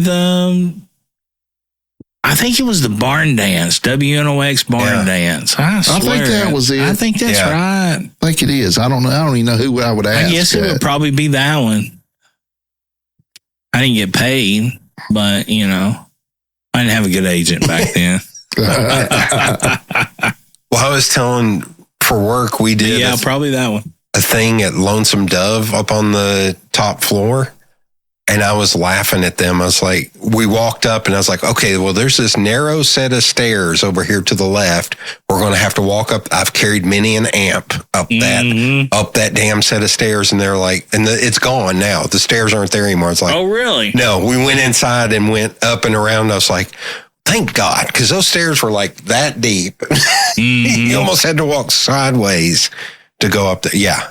I'm sure you did. Yeah. I can't tell you. What size shoe you wear? 16. Yeah, that ain't going to fit on the fucking step. No. Sideways. Yeah. Barely at that. You know what's funny is the reason I said that was because I was listening to a podcast today, and they had who's the big guy that played left tackle for the Rams?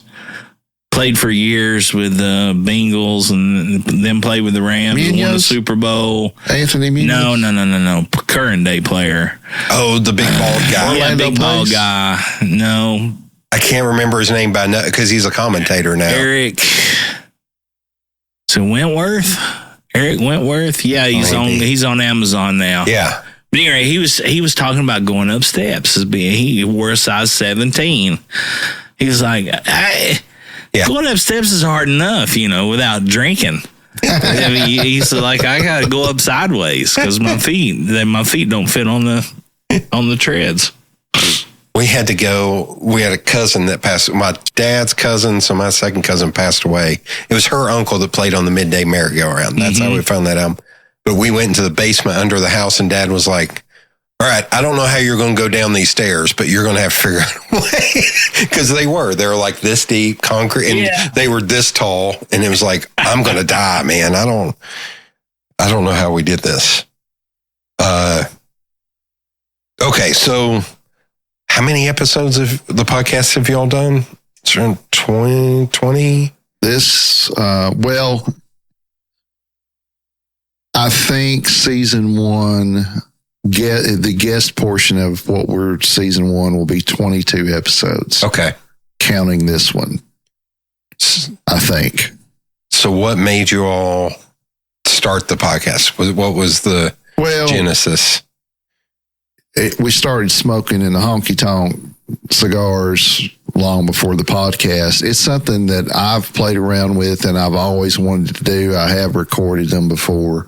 And I always wanted to do, and come to find out, you know, we sit here and talk about what the hell ever while we're smoking 2 or 3, and he's always wanted to do it too.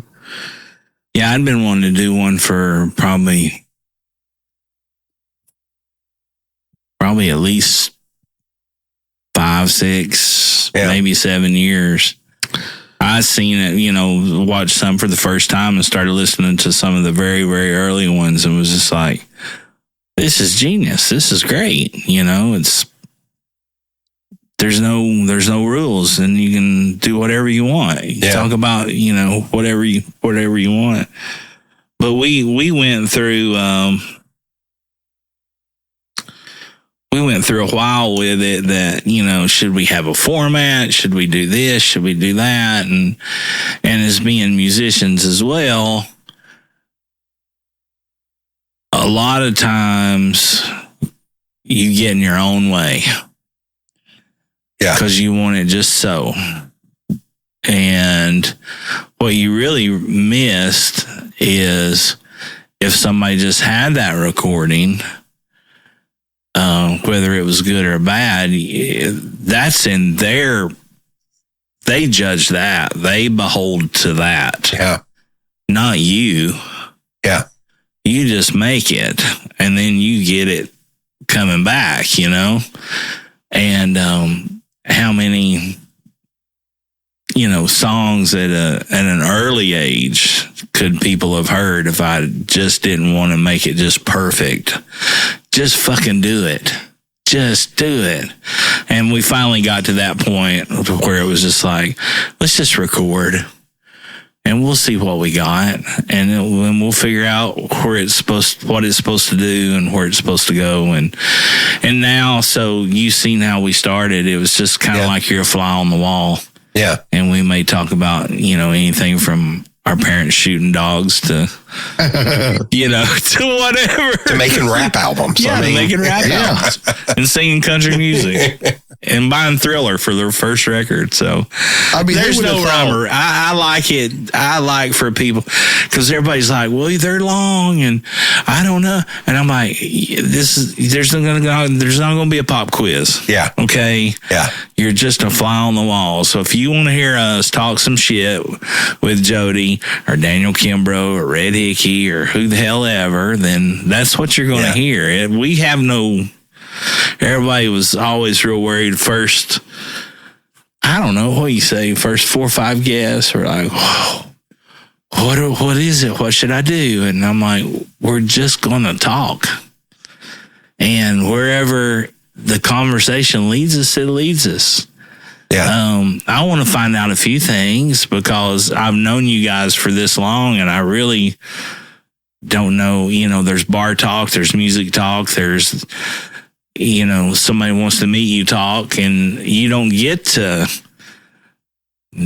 know Thriller was the first album I ever met, stuff like that. So, and even people that we've shared the stage with, performed with, or known for 15 or 20 years, there's some stuff we still don't, so that's kind of where we came from with it. Basically just to extend what we already did. Yeah. Without the tape on. Right. This is what we do anyway. Yeah. So that's how do you know PJ Alexander, trumpet player? Was in Gran Torino, but he's played jazz. I know of him. I don't know him personally. So he was one that I would see at gigs or see at shows or sit and BS with him for a few minutes. But then he finally came over and talked about what he was doing for a living. We sat outside and smoked a cigar for like 4 hours. And it was funny hearing stories of us both being around the same people. Yeah. And like, it's been very interesting. Yeah. Yeah. It's been good for us, I think, too, just personally, on a personal level, on a communication level. That's one thing that I took away from the pandemic and all that stuff was, if you thought about somebody, I called them, because at that point in time, especially, really close to the first of everything, it was like, you just didn't know. Yeah. So if I thought about someone, I called them and I talked to them, and, and then we started kind of having, a weekly Zoom call with a bunch of our friends, and you pop in if you need to pop out. So what? Good to see you. Who cares? Don't catch the Rona. Yeah. But we'll see. You guys want to do it again Wednesday? So we did that for a while. So it's been very good in that regard, because I forgot how much communication skills we lacked or lost. Yeah. Or, just put behind us, and then you get out in public and you're just like, whoa, you can't say nothing, or you're talking so damn slow. People are like looking at their watch like, come on, spit it out, hurry up. So it's been good in that regard too, just to catch up with folks. Yeah. See what they're doing. Brag on people, tell them you love them, that kind of thing. Well, I can't tell you how many people that it's hanging out on the podcast is the longest I've ever sat down and talked to them. Yeah. It's like people you just see in passing that it's like, oh yeah, we can. And it's funny how many, because a lot of mine are long too, and how many people have sat down and been like, well, I saw some of yours are like 3 hours. We're never going to do 3 hours. I don't have 3 hours in me. Okay. And there was one at the end, I hit end. I was like, we just did 3 hours and 12 minutes. And she was like, there's no, holy shit, we did 3 hours and 12 minutes. Yeah. How long was Red's?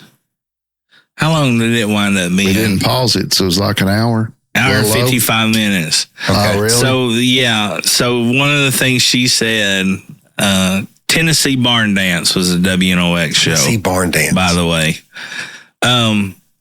But she was like, I can tell you all right now, I don't have anything interesting enough to talk 2 hours about. Yeah. I was like, well, don't worry about it. We ain't got the stopwatch running. It'll be fine.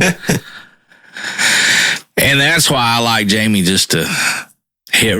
Once he's got his mics where he likes them, I just like for him to secretly hit record. Oh, yeah. Because then everybody's been talking for a little while, and then you go, oh, and by the way, we're talking with Jody Collins from the Ramlin Man podcast today. Yeah. And you're like, oh, shit.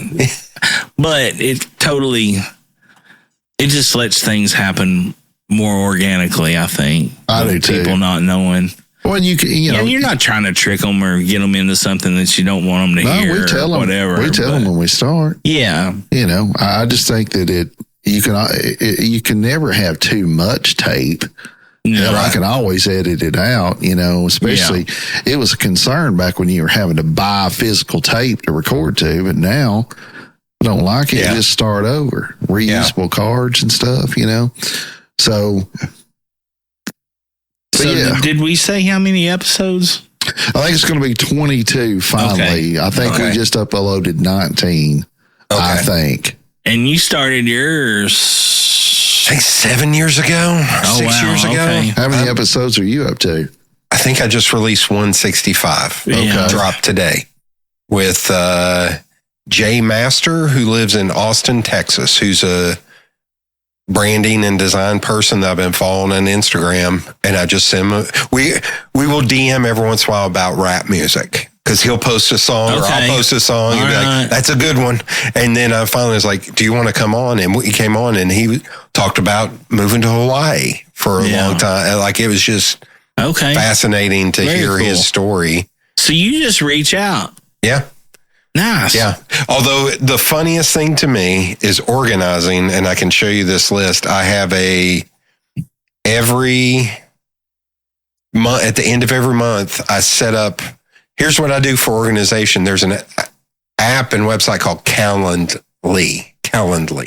And what you can do is the one you sent me. Yeah. That you put your availability. So I have this list of people that I have been trying to have on. Right. For like, God knows how long. Yeah. That it's like, I just send them my availability at the end of every month. And if I record with them, I'll delete them off this list. Right. Some people, it's like, I have 2 kids and I'm getting my master's. I do not have it in me, but keep asking every month. I was like, okay. Yeah, sure. My friend Lindsay, I was like, okay, I'll just ask you every month and see. Hey, Lindsay. Do it. Stop being a quitter. Do it. We don't need fucking quitters on this podcast. I'll give her a sharp. She's an awesome person. I love you, Lindsay. I love your kids, but fucking put them to bed already. So I had a show. Watch a Bernie Mac special. You'll understand all about kids. Yes, you will. Just teasing, Lindsay. During the pandemic, my friend Rob Travis started a radio station online called Raucous Radio. And I had a weekly show on there called Porch Sitting. Yeah. Where I would play songs that were porch sitting songs, but then I would interview people about music. What was your first? That's where what was your first album? All that came from, and that was fascinating to hear different people like Brandon Gibson. Yeah, Brandon. I had him on to do a Christmas. I listened to a little bit of that. Brandon was amazing. I kept trying to get him on to do one about his opera that he wrote, but he was so closed off during the pandemic. Yeah, he was like, I was like, let's meet in the park. We can sit 20 feet apart. Yeah. He's like, nope, not going to do it. And it's a huge regret that it sucks that he's gone, but it's also a huge regret that didn't get to talk to him like that. Yeah, I know, man. He was such a good fella.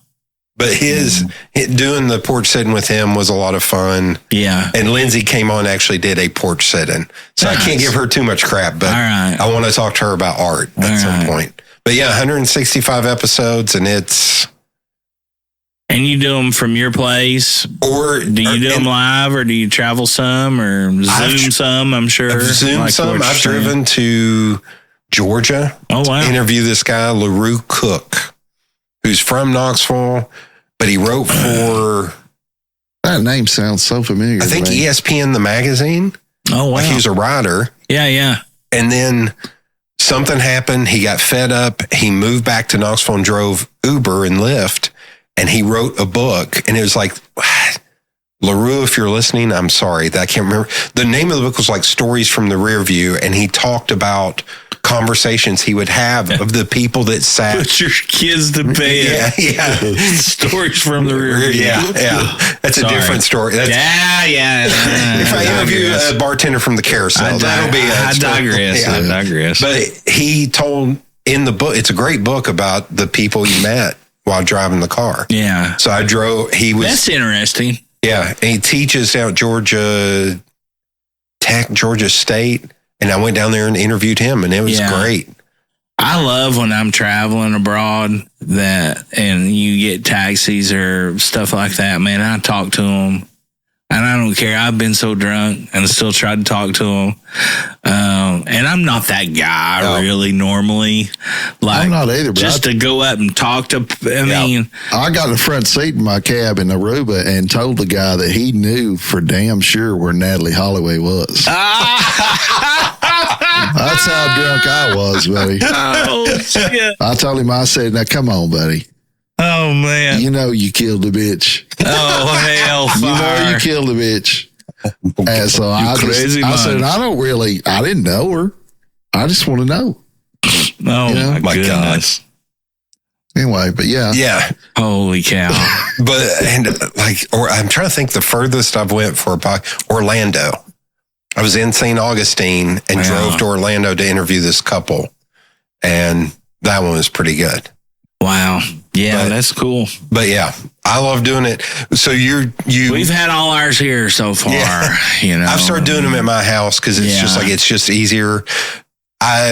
Because I also know my place and everything. Yeah, usually if it's a woman, I'm like, if you want to meet in public, I'm totally down with that. Yeah. I've met people in parks. I've met people downtown. Have you ever done one remotely, like recorded them over the phone or anything like that? Just Zoom.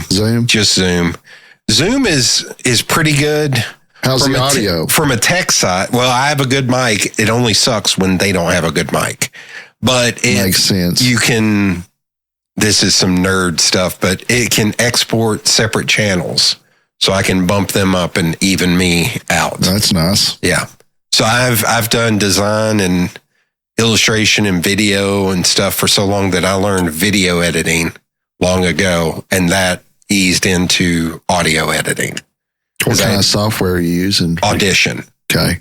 Because I use You're all an Adobe person, yeah. InDesign, Illustrator, I have to do all that for my job. So yeah, no, I see. Yeah. I've got the Adobe suite. I like it.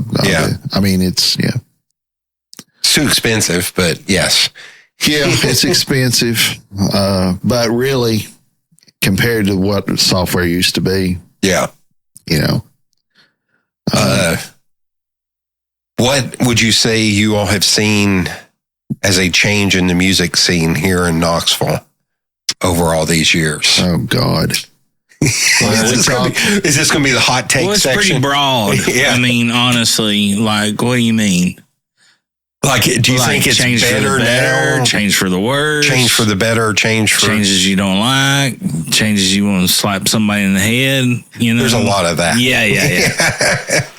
But do you think it comes with the territory? Do you think it's better now than it used to be? Or well, I think Jamie can speak with that. It you depends. Know, like you're talking about open mics and all that stuff. You know, in the 90s when country. You know, meaning us three, we went through that era of our childhood when hip hop was the shit, and that was what they played everywhere.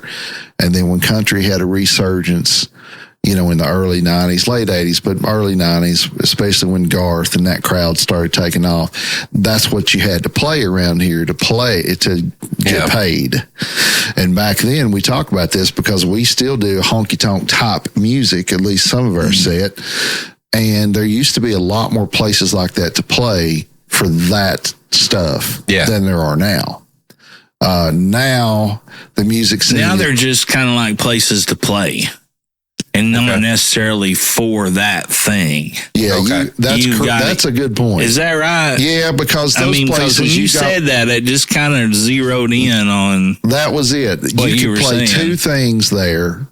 You had to play new country and classic rock, and you had to have a combination of both in your set list. That's what people wanted to hear in live band situations. Where now, of course, when Market Square started having its revitalization 25 years ago, cities, even before that, like when Tomato Head first moved in there, Dogwood Arts, and we played.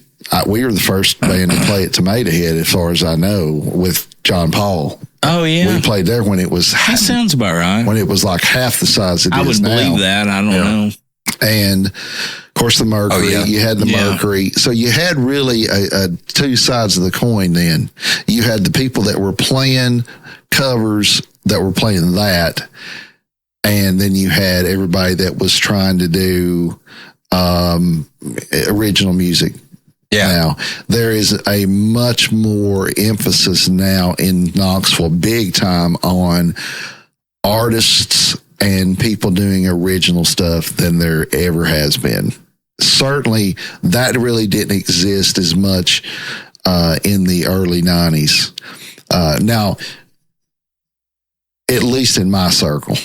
Those circles were totally separate. I don't know if fad's the right word. I don't think that's the right word to describe it, but it's certainly been something with the times that, I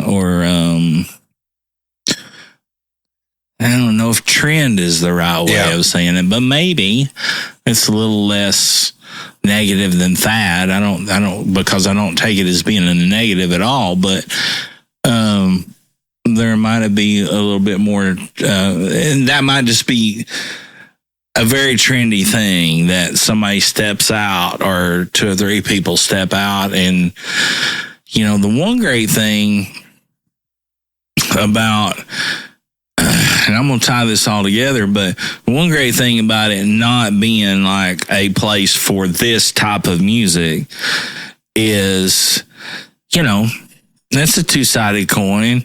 You kind of like to have that place to where you went and seen this kind of stuff. Yeah. But it's also pretty cool that you can go out and maybe see an R&B act, a bluegrass act, and then a country act all in the same week or weekend at somewhere who's just filling slots with talent versus trying to pinpoint in on a theme or whatever. But I do think that the singer-songwriter and the more original stuff with the bands, I definitely think that came along probably. And I'm not a fucking expert, okay? But probably a lot of that came along with probably like about that time. John Paul, V-Roy's. Really did. All that stuff right about that time, I'd say, is when it kind of really lent itself to more original stuff. And like these guys are doing shit you hadn't heard before or stuff you hadn't seen before. And I will say, like when we were doing... And not so much as theatrics, but just their presentation. Knox bands. Authenticity, I guess. We met with the people... God, I can't remember her name. The woman who used to book Blue Cats. This was like 2003 or so. And I remember us meeting with her. It's like, what do we have to do like a local night to where it would be all local bands playing their own music? And she's like, it costs too much just for me to turn the power on. There's college kids coming here who want to dance on a Friday or Saturday night. If it's not cover bands, it will not last. But then we started, some touring acts came through and we got some local bands to be openers for those touring acts. So some of the local bands, which was a lot of fun to be able to kind of push that along. Yeah, for sure. But I remember the days of the cover band and they're still there. It's just the cover bands now are out doing special events and weddings and stuff and making a lot more money and doing fewer shows. In all actuality, if you want to say that, you know, we're a cover band of sorts. I mean, 50-50. we cover a lot of stuff. I mean, there's nights we can do 50-50. There's nights we might do 80-20. 80-20. Yeah. To either side. Yeah. Original and or. It's just what we want to do that night. Yeah. We're pretty selfish when it comes to that. I mean, because you're reading the room and then there's just stuff that's fun. You always wanted to play. And now you got a group of guys that all like the same shit. And it's just fun. Yeah. You know, and if we have fun, everybody else is going to have fun that night too. And there's one other major difference now in the last 30 years that I've seen. Our covers might not be, they were probably pretty obscure. Yeah, there's like 3 people that know them outside of the band. But that's good. They're covers. That's good. Yeah. Because when they lip off, that means they don't know shit, Jody. That's right. And hey, I've got the microphone. Don't fuck with me. Oh, yeah. If you've not seen a Mike McGill Refills show in person, you'll love it. Please come with a smart ass mouth and you will get the most for your money. Here's one thing that's really different about music, live music now. Even then, it was, especially from the venue owners or managers, hey, look, we want people dancing. We want people up here. The dancing of today versus then is completely different, because then it was more couple-centric stuff. In the couples, it would be slow dancing was a big deal for cover bands, okay? Because here would come everybody, and then you'd have to do 3 or 4 in a row. Everybody slow dance. Yeah. Everybody finds them somebody that's a little ticklish, maybe a little squishy, and you get up there and polish each other's belt buckles. And that's right. And then go back to your seat. If it doesn't have to be you're getting married. Yeah, you ain't got to get down. But everybody now's a chicken shit. So everybody's dancing what they call dancing, hopping up and down in one spot, whatever. And there is romance in music, live music is dead. Yeah. It just completely is dead. There is none of that. They'll get up and dance if we play fast shit. If you get a couple to come up there and dance. Or something a little groovy. But if you get a slow dance, it's going to be the married couples or, the 3 that are there. So that's a big difference, is that there is no focus on that at all, really. But we, as a band, as Mike McGill and Refills, we're seeing a little bit of a resurgence in that, because we're getting people up to dance now. Yeah, which is nice. Oh, it's so nice. Yeah. Well, it makes our job so much easier. Makes it more fun.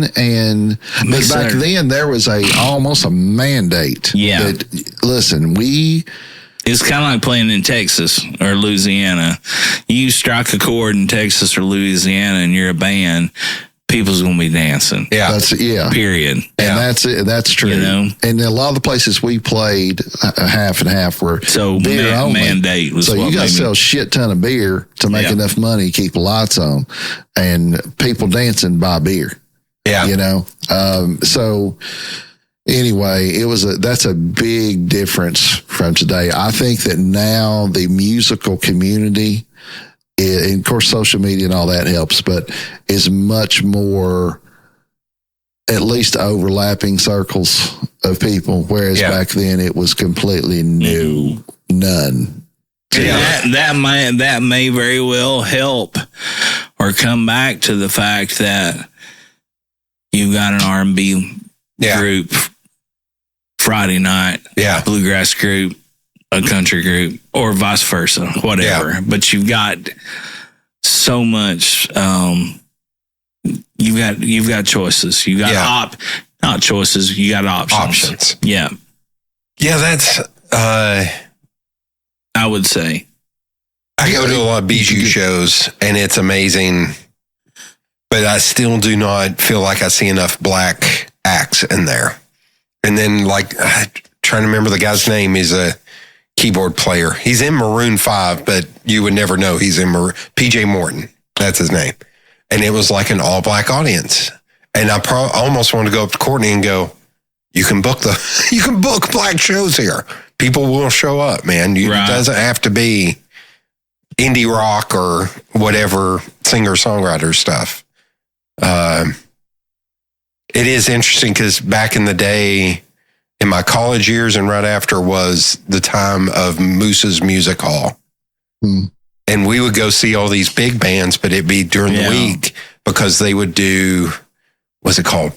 Foam night, bubble parties on like Friday and Saturday night where everybody would go and dance and it would be up above everybody's head with bubble and they play DJ music and stuff. And somebody should have been standing on the mezzanine with boom boxes plugged in and thrown them in the midst of those people. I got drugged to one of those. I stepped on a couple that was on the floor having sex, and I looked at my buddy, I grabbed my buddy Cartwright, and I was like, I'm out of here, man. I was like, because I saw somebody puke in that spot 2 nights ago at the Fear Factory show. We need to. I'm not here for the bubble party, man. I'm not.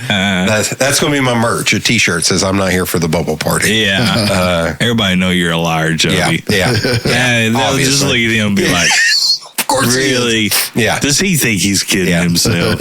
He ain't kidding us. It was fun in high school going to the Mercury for punk shows. When I was way underage and still getting into those shows, which was. See, Jamie has a much better idea about that time frame and the city in general because I was playing music. I was being a pro. I was making money, but I was off the other way. I was up in Sevier County. Okay. I was fleecing the Yankees. Yeah. There's your merch. Yeah. Fleecer of the Yankees. Fleecer. Fleecer of the Yankees. I don't need no adjectives. Wait, fleecer? That's the only fleecer. Fleecer in the Yankees font. Oh, yeah, there you go. Right. Yeah. I don't know if I can wear that. Yeah. Well, make you a winning fleecer. Yeah. That's all I can tell you. Well, I'd rather be a loser. 27 championships. I'd rather be a loser. Obviously, you're a Cubs fan. Yeah, exactly. Obviously. God. Yeah. One World Series burning white hatred heat that I have for the fucking New York Yankees. I hope the ghost of Ted Williams and Don Zimmer comes back and butt fucks George Steinbrenner on the mound along with Babe Ruth watching. Oh, my That's God. how bad I hate those bastards. I hope the Yankees. Said too much, Jody. He started it. No, he started it. You warned him. I warned him. The biggest thing I wish would come back, WIMZ used to do a thing in the old city where they would shut down the old city and put a stage at one end. What? And what they did was you played that before. What was that called? You guys I don't remember? know, but we did it. It wasn't Hot Summer Nights, but they would shut down, and then you paid like $5 to get in, and like BW3 and all them would have food, and you would get food. It was great. It was awesome. Like it was just a lot of fun. And then they just quit. Where'd they put the stage? Like the stage when down I played on Jackson. That back to the railroad tracks. Patrick Sullivan's right there facing town. That was it. That's perfect. Yeah, we played there, and our lead singer got arrested on the last song for indecent exposure. So it was nice. Stand up. It was on Halloween, that one was, but that was them running that show. So, Was it stand up or I always feel like somebody's watching me? What was the last song? I forget it. For him to get naked to. Well, it was. And you heard me right. Naked. Go full Jim Morrison. It was like a blues. It wasn't an R&B blues band, and I forget what he did. But the Lemon song? He just pulled his drawers all the way down, and they just cuffed his ass, boy, right afterwards. It was hilarious. Now you can say that's performance Detroit art. was in that band. Detroit Dave. Now you can get booked at Big Ears for that shit. I'm just saying, Jody. You can't. Oh, God, you can. I still... there was a band I walked in the pilot lot one night called Fecal Japan. Oh, shit. And they had pool noodles on the stage. I just Fecal Japan. I walked in the back. I was like, this is interesting. Why does that make me think of... I don't know why it makes you think about anything. Oh, my God. I walked in, looked at it. Sorry, bastard. It's interesting, but this is not the night for this. Oh my God. Yeah. Oh my God. This is completely off the subject, but have you listened to Joey D's recent guest appearance on Rogan? No, Joey Diaz? Yeah. Oh, no. It's hilarious, man. I hadn't seen the latest one on Rogan, but I love Joey Diaz. Oh, my God. I love He's Coco, funny, man. He is just... He's the fucking best. They're talking about... You just had to see. I loved it when he's talking about a nut allergy. Oh, my God. He's like, if you ever seen that clip, yeah. Oh my gosh. I will say, there's a podcast I love called The Honeydew with Ryan Sickler. That's so good. And he is. If you guys, I got to take, because you brought it up. He mentioned it the other day. Hello, music lovers. Campbell's Music Room Guitars was opened and founded by our longtime friend Kyle Campbell back in 2017. If you're a beginner or a seasoned pro, you're always needing something. From strings, picks, or maybe a repair to your trusty instrument. Campbell's Music Room Guitars has a full line of all the stringed instruments. New and pre-owned, accessories, pedals, amplifiers, and here's the best part. It's a local, family-owned business where you will get the very best of sales and service from the owner himself. Campbell's Music Room Guitars has something for everyone. Did we mention that he also gives private lessons? Kyle is one of Knoxville's most multi-talented players and teachers with many years of professional teaching experience. Located at 5103 Kingston Pike, open Tuesday through Saturday, 11 a.m. to 4 p.m. Give Kyle a call at 865-584-0041 or stop by and tell him McGill and Jamie sent you and you wanted to have one more for the good guys. Man, if anybody listening has not listened to this podcast, it's The Honeydew, and he has a Patreon thing. I was one of the first patrons because I was a big fan of his previous podcast called The Crab Feast. Yeah. And he has a thing called The Honeydew with Y'all. Yep. And it's basically, he named it The Honeydew because he was in a diner one night and they brought him a fruit tray and he looked, or a fruit cup or whatever the fuck, and he looked around as he was getting ready to leave and he just seen nothing but honeydew left on everybody's tabletop. And he was like, that's what I am. I'm the fucking honeydew. Yeah. I'm the looked over fruit that's perfectly good and sweet that nobody wants to eat. Yeah. So his podcast is about the people highlighting the lowlights of their life. And so many times it gets pretty serious, but it's so funny because you're dealing with comedians a lot. But he has a Patreon account called Honeydew with Y'all, and it's all his listeners write in and or video in the their stories highlighting their lowlights. It's $5 a month. Jody, you remember? Yeah, it's amazing. It's the best $5 a month I think you could spend. And so good. There's one story that is burned in my memory is a guy, and I think it was a lung transplant. Do you remember this one? He got a lung transplant. Oh, yes. And he was like super low on the list. And then somebody, a guy about his age happened to pass away that had the perfect match. So he got bumped up. And they were like, his parents want to meet you. So he was like, I don't know if I want to meet the parents. So like, well, it's not an option. They're coming in here to meet you. So he went in there and met with the parents, met him. And they were like, this is great. You know, you remind us a little bit of him, all this. His girlfriend wants to meet you. And he was just like, I don't want to meet the girlfriend. This is too much. Oh, no, it gets better. Oh. So he's like, I don't want to meet the girlfriend. So the girlfriend comes in there and meets him.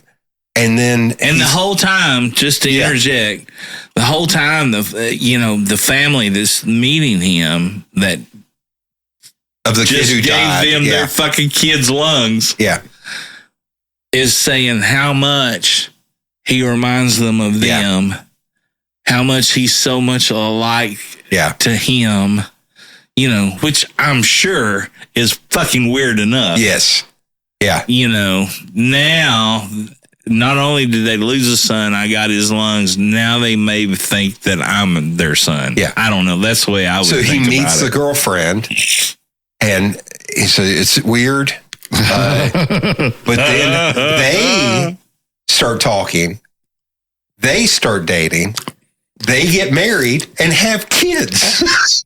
And it was an hour-long story of just that. And he was like, and so he does one with this guy, Josh Wolf, this other comedian. And he's always like, now, wait a minute. Yeah, wait a minute. Josh Wolf, and he'll play little snippets for Josh, and Josh reacts. Yeah. And my favorite part is Sickler. At the end of everyone, he goes, $5 a month. $5 a month. It's so good. It's the craziest story. But he has a series with Joey Diaz where he's running from the Joey's beginning timeline of his life to the end. And it's hilarious because you're like, all right, Joey, we're up to 1982 and you're in Colorado. And it's like all right, here episodes. We go. I think maybe, maybe more. But it's hilarious because he'll be on again and he'll be like, all right, we're up to 1984, all right, Joey. Cocksucker. All right, cocksucker. You're in Portland. I'm in Portland. I'm slinging dick like a doctor. Walking in I'll tell you what, man. He is one of the funniest dudes alive. He just fucking talks I know, he's so good. The one that always stands out to me is when he told the story of Lucy Snorbush on Rogan. And that's still maybe one of the hardest I've ever laughed. I'll catch that one. I'll listen. That was a very old one, but it was just... I don't know, man. The amputee... Oh, yeah. Fucking parole officer. He's in a halfway house. Just got out of jail for kidnapping a motherfucker. My friend Hannah He's putting Drano under his dick skin to go take drug tests, and it's blowing up the drug test. Nobody knows what's going on. He walks back in. There's a one-legged girl. Oh my God, it's just awful. My friend Hannah and I will trade back anytime it pops up for us. We'll share it with one another. It's funny. His podcast where he's just sitting there and then he goes, "Get up, you cocksuckers!" And he starts going into "This is America, damn it!" And he just started going. Oh God, it's still one of the funniest things. The Church of What's Happening Now. Yeah. That's when I fell in love with, like, you were asking me earlier about podcasts. Probably one of the first ones that I listened to. I heard Mark Maron. Yeah. And I heard a little bit of the Adam Carolla stuff, audio version. But when Joey and Rogan started doing stuff that was on YouTube, and there was just the full shows, and I seen Joey Diaz, I was like, oh my God. Yeah. I've got... You want to be the guy's best friend immediately. And I've got 50 fucking stories short of kidnapping somebody just like that. I mean, I grew up with guys, you know, the hillbilly version, but the hillbilly version of Joey. Yeah. You know, it's so real. But Ryan Sickler, the Honeydew podcast, he's also got a special out on YouTube that's free called Lefty Son. That's pretty damn good. About his dad. And go check out Ryan Sickler. I truly believe, he's one of the good guys, and I'm just going to choose to do that. Yeah, he is. But when you hear him laugh, oh God, it's just fucking genuine. Yeah. You know, the guy's really, he's not just laughing for show. So I got to meet him. Oh yeah. Nice. When he was doing the Crab Feast with Jay Larson, they played in Asheville. Okay. At some weird venue. And I went in there and saw it, and I was the last person in line. And I got to talk to him and Jay for like 5 or 10 minutes at the end. And it was just, Jay Larson also has one of the funniest bits ever. He was on Conan talking about getting a wrong number. And it's like 7 minutes long of just playing with these people. And it's one of the funniest things I've ever heard in my life. I like Tom Papa. Tom Papa's funny. He's so fucking funny. Yeah. And he's so, like, he reminds me of, like, what people probably wanted Ed Sullivan to be. Yeah. Or the 1950s game show host. Yeah. He's just so, I don't know. He's so funny. So funny. This may be too big of a question. I may have to drill it down. Oh, is there something you all would like to see more of in the world? Yes. Okay. That's a great podcast. Yes. Yes. I will say. Do you want to guess what it is? No, No. There was a guy. Jody just broke out in sweat for everybody listening. It's 30 degrees in here and he's sweating. I don't know what. No. He's nervous. No. There was a person I interviewed He wants a do-over. very early on that I would ask him questions and that would be his response. Yes. No. Oh, and so I finally had to add a rule to mine, which is don't say one word where a paragraph will suffice. And people understood. Talk. You got to talk. I can't deal with. Okay, repeat the question. Yeah. I'm ready now. Is there something you would like to see more of in the world? If that's novel or music or podcasting or. Yes. Yes. I got you. Yeah. Oh, gosh, yeah. Kindness. Okay. Yeah, fuck, this is called One More for the Good Guys, for Christ's sake. You know? Yeah. Yeah, kindness. That's what I'd like to see more in the world. Honesty. That's the one I'd like to see more of. Yeah, that'd be nice. Or just maybe I'd like to see more of people keeping their word, doing what they say they're going to. Yeah. You know, if you're not going to do it, don't say. Just don't give your word. Yeah. You know, I'm a real stickler on that. And kindness. Yes. I mean, I could use a lot more of that myself, but honesty, man. First step's admitting it, Jamie. Yeah. Just so I know. Yeah. I've been stuck on that first step for years, though. I can't. It's like a 12-step program. I'm on step one. I don't do New Year's resolutions. How about you? Fuck off. You ain't asking all the questions, Jody. How about you? We got two mics. Yeah. One jackass at a time. Right now, I'm asking the questions. I would like to see more people caring about other people without worrying about how it will benefit them. Empathy. Yeah, that'd be nice, wouldn't it? I don't do New Year's resolutions, but every year on my birthday, I usually assign a task to accomplish before my next birthday. And one year I did a postcard of the day every day for a year. I was like, I'm tired of emails. I'm tired of texts. I'm tired of phone calls. I'm going to draw for kids or I'm going to write a note to a friend and send it off. I ended up writing reviews for restaurants. If I went somewhere and had a good time, I would write them a note on a postcard and mail it to them. Pretty cool. But one of the years I said, I'm going to do a good deed of the day every day of the year. And I kept a field notes in my pocket. Nice. And I was like, every time I do something, could be just be holding the door open. Could be something bigger, but it just needs to be thinking about somebody else. Yeah. And it completely changed how I looked at the world. Good for you, man. Yeah, I missed like 30 something days, but I ended up doing 500 and something good deeds within that year. And that's not humble bragging. Hey, that's just about 30 days. As long as you can justify it to yourself, Jody, that's fine. So those 30 days, you're like, fuck everybody this day. Yeah. Like, I could open the door for them kids, you. Lindsay. That's right. That's right, Lindsay. I ain't putting up with that shit today. I can't take it. Like Bernie Mac said, fuck a bunch of kids. Yeah, so those 30 days, you're just like, you know. I can't remember what happened. It could have been I just didn't leave my house that day. But whatever. You made an effort to do something and you stuck with it, and that's pretty great. Although the Bernie Mac thing. I mean, I think it's a little calculated. Yeah. And I think it's a little bit of a planned answer, considering I said kindness. You said honesty. Yeah. I was piggybacking because it's not about me. Him, and he made that shit up. Yeah. So it's not about me. It's about you guys. This is Ramblin Man. I'm interviewing you guys. I try not to. I've gotten one 1-star review and one 2-star review. And I guarantee he talks too much about himself too damn much. So I was like, damn it. Okay. But then you look on other people's podcasts and they have negative reviews and they're great podcasts. So who looks at the reviews on that shit? It's just when I pull it up, I can see it. I see it very clearly. I mean, it's like, do you go to a podcast and let me look through the reviews?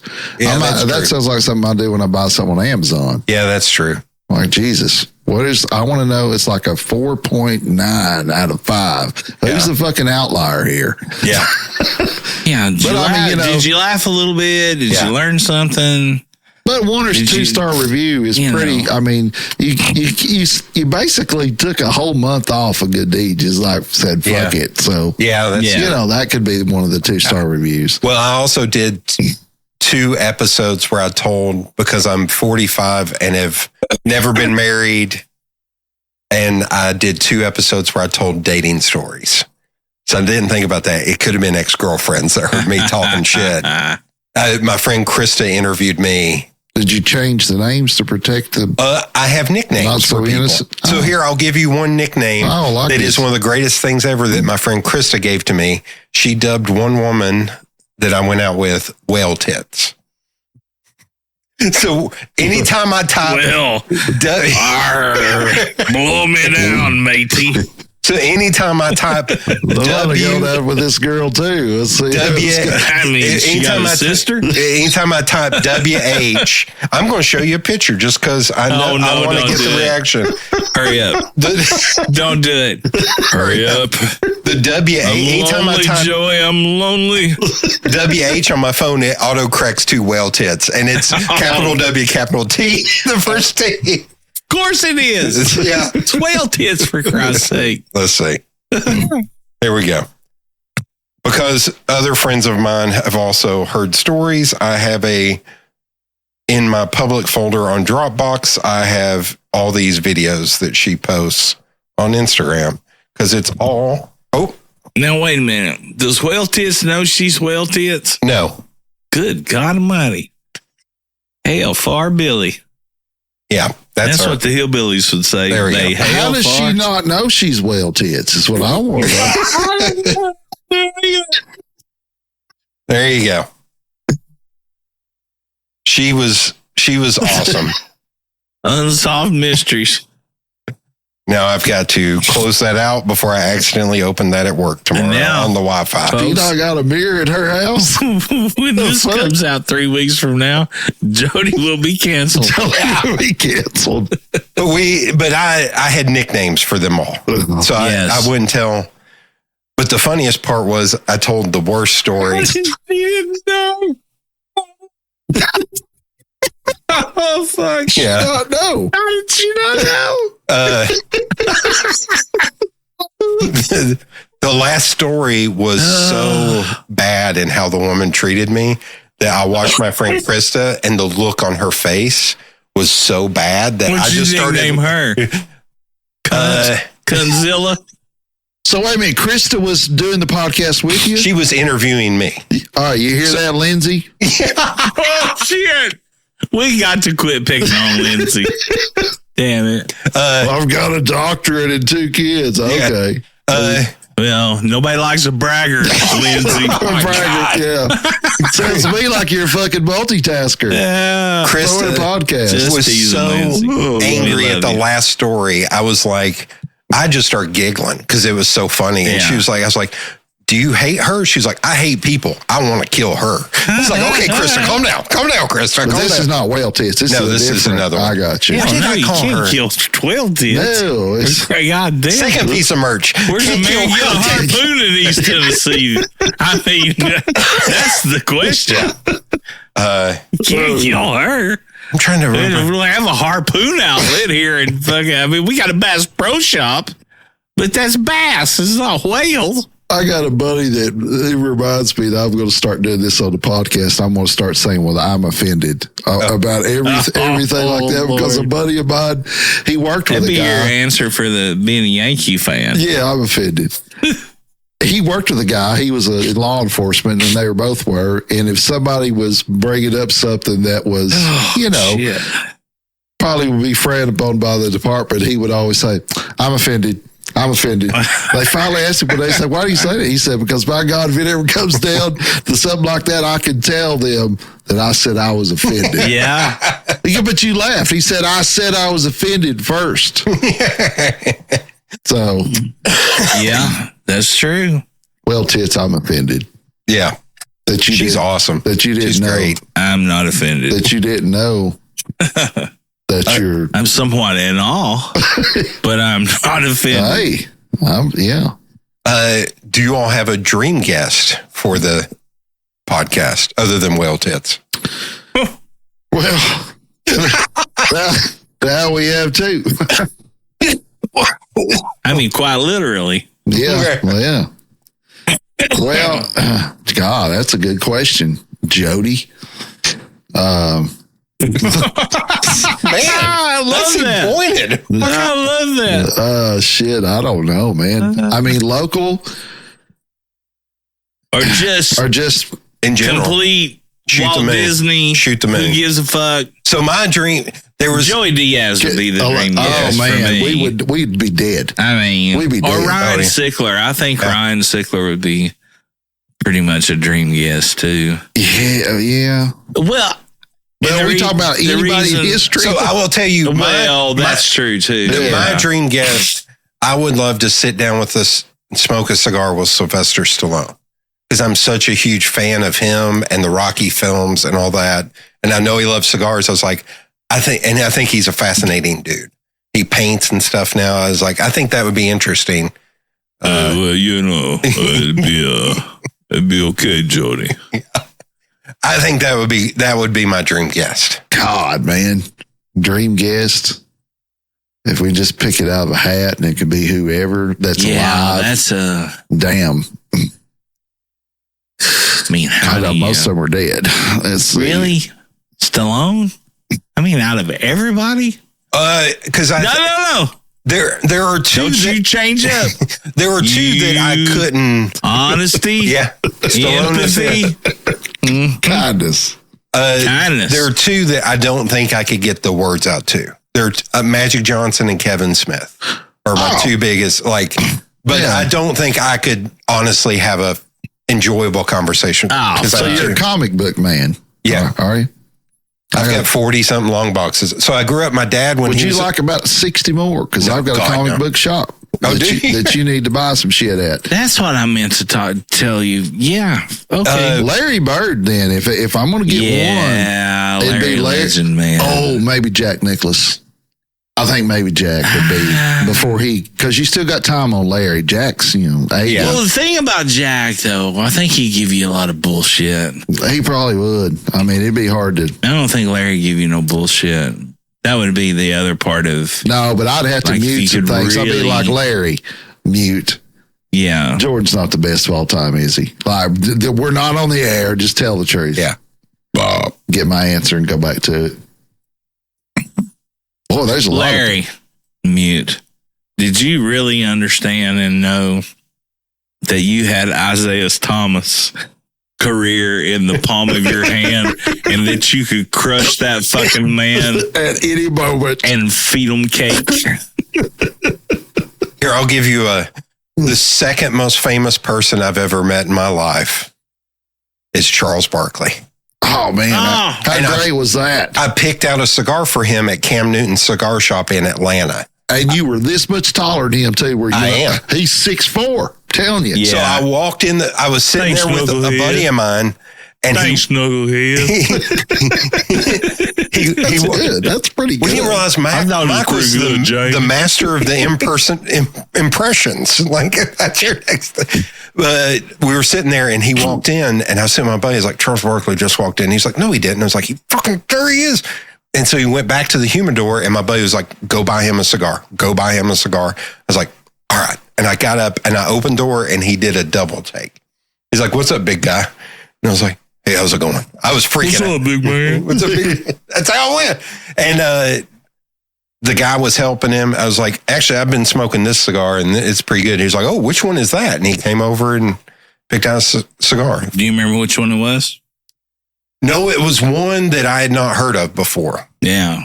I can tell you where it's at in the shop, but I can't remember. Yeah. I will say I keep all my wrappers, and I eventually want to make a coffee table of all the wrappers. Okay, so you got to meet a guy. We'll take a pee break here in just a second, and I'll show you a lighter. We've got a friend I made through Instagram. We should totally, now that Jody's talked about that, we should totally have him on a Zoom or just fucking fly him in on a weekend that we're playing music somewhere. You talking about Glick? Yeah. It's this guy named Robert A. Glick. It's Art de Fumar. Okay. Art, A-R-T, de Fumar. And I just seen a lighter that he had made. Somebody posted something on Instagram one night, and that's back when I was taking a lot of photos of cigars and stuff. And he said, I sent him a message. No, sorry, start over. Take two. I seen a post a guy had made with one of the lighters that he had made. Yeah. And I commented, I said, man, that's really freaking cool. I'd like to, where do I get one? Yeah.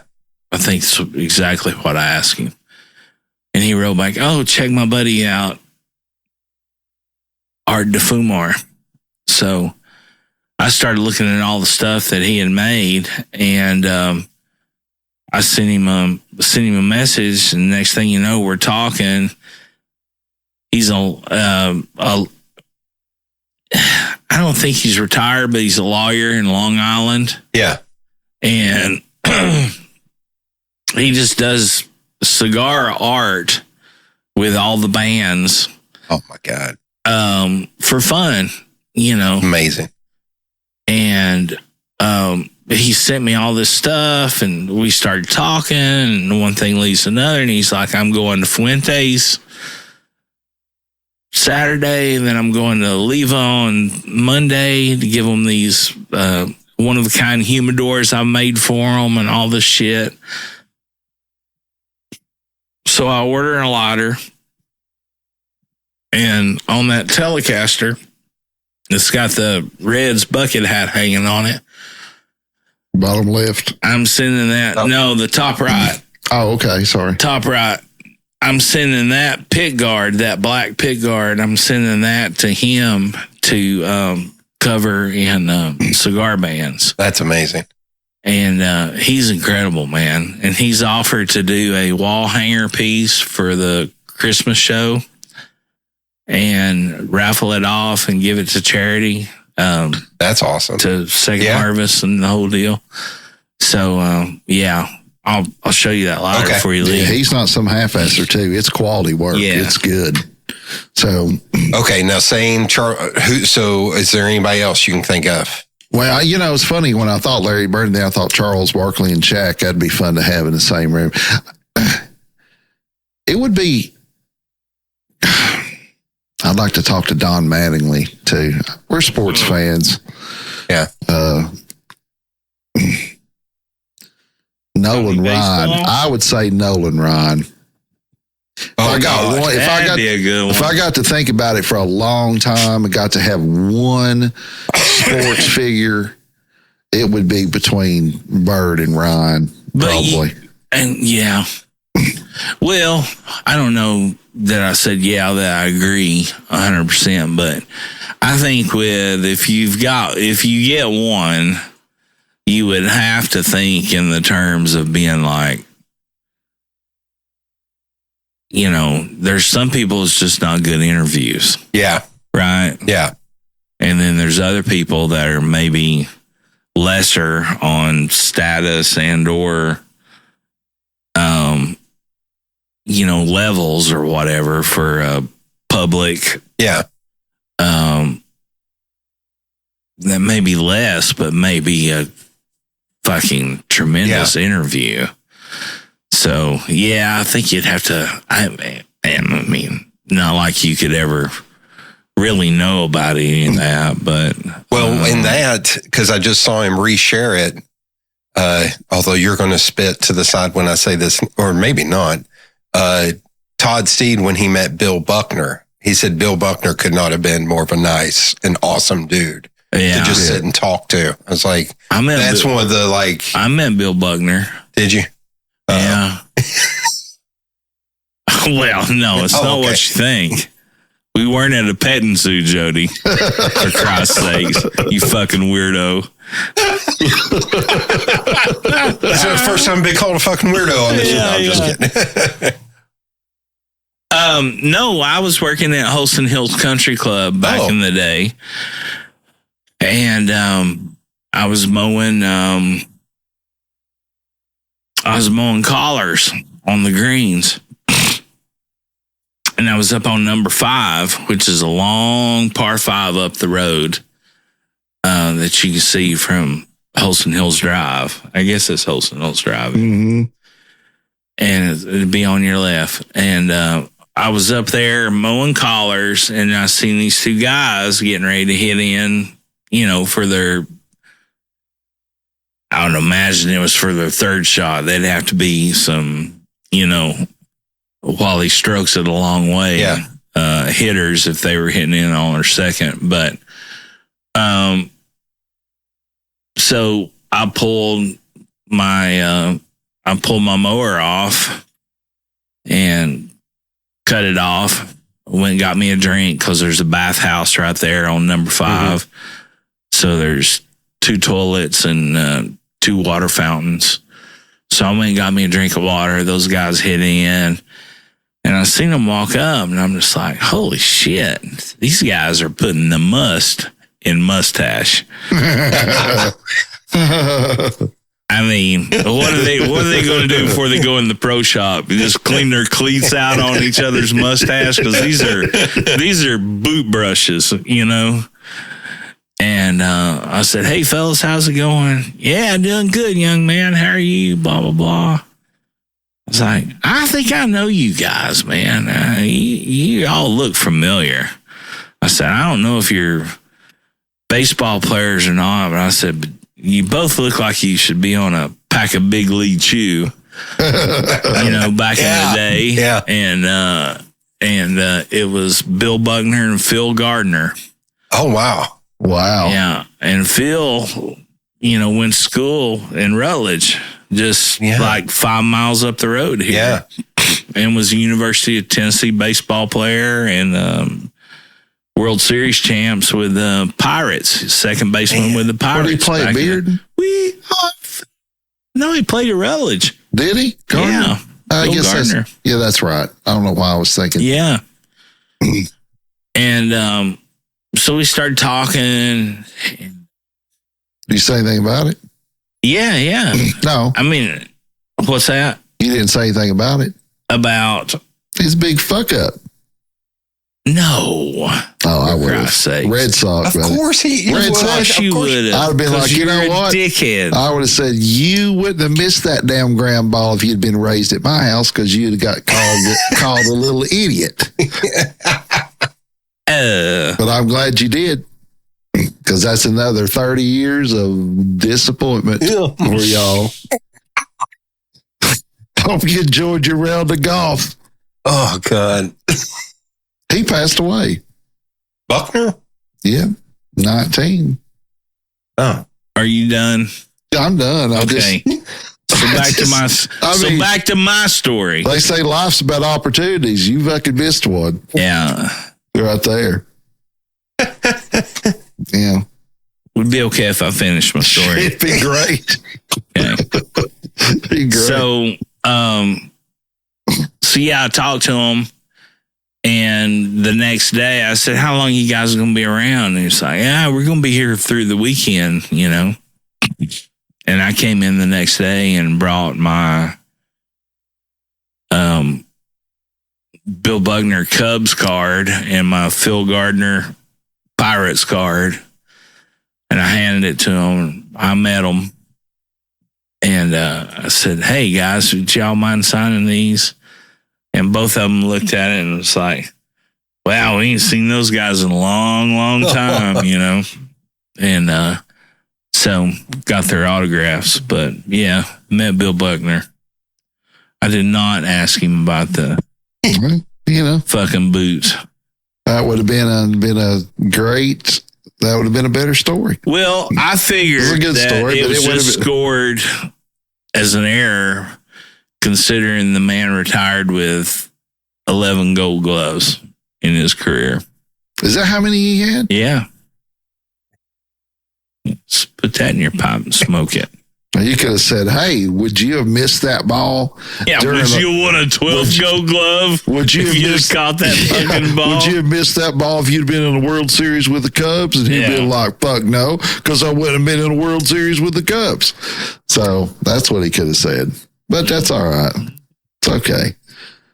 Rest in peace, Bill. Keep it up. Any more questions, Jody? Mookie Wilson puts damn fucking flowers on your grave every year. Yeah. I do have one last one, but I got another person to interview, Bobby Bonilla. Bobby Bonilla, I think, would be hilarious. Yeah. He's still getting paid. Yeah. The last question, it's funny that you know Sickler because I stole it from him. Oh, yeah. Shit. I don't know. But I changed the year. Okay. I said, if you can talk to the 14-year-old version of yourself, what would you tell him? Because I think 14 years old, you're a freshman in high school. Yeah. He says 16. I was like, I think 14. But God love Ryan Sickler. Like, thank you for giving me that question. And that one has been interesting hearing all the responses of what people say. Some people start crying. And I'm confused. I might be a little high too. What did you say? What was the question? If you could talk to the 14-year-old version of yourself, what would you tell them? 14. Let me see where that one. What would you say to the 14-year-old version of yourself about the future and everything that you know now? Golly, man. I would have probably said, "Hey, watch the carbs, fatty." That might be where Krispy Kreme ain't all that great. Oh my God, that might be where I start. Hey, why don't you that hot light's on? Don't mistake it for a fucking red light. Right. Keep it moving. That's right. Well, that is probably what I'd say. Be like, look, you got a choice to make here. Shit. Oh, watch the carbs, fatty. Man, I've heard that. That's a good one. Oh, fuck. Oh, I've heard that a million times on that show. Yeah. What would I tell the 14-year-old self? You're worth it. That's good. Yeah. That's a good one, too. Yeah. You're worth it.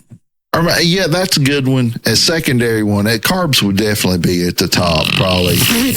Well, I would say. You don't say. I would say. Fatty 2x4. 2x4. Can't fit through the bathroom I would door. probably say, hey, get to the point where you don't give a shit what anybody thinks about 10 years sooner than you're going to get. Because what people think don't mean shit. It really doesn't. Yeah. And that goes a lot with, you're worth it or whatever. But I would be like, listen. Yeah, you're worth it. Yeah. I mean, that's an overall theme. But, sorry. So cut your fucking carbs and don't give a shit about what people think. Don't be such a fat ass. Don't be such a fat ass. And have some self-worth. You fucking fat ass. You worth it, you fat Yeah, worth it, you fat ass. Fat Hit bastard. the one in the middle, rock. Okay. I got a podcast coming up with Jody. All right. Thank you guys. What about you? Oh, me? Yeah, fuck off. You ain't out here yet. Everything will work out. Don't stress or don't, as my friend Donna Lehue said, don't borrow trouble. She would say that to me when I was in my... Well, that's a good saying. In my early 20s, she kept saying, don't stop borrowing trouble. And I did not let that sink in. And I still fight against borrowing trouble. So... Well, that's pretty heavy. Yeah. That's a pretty hard one, too. Now, I don't know how much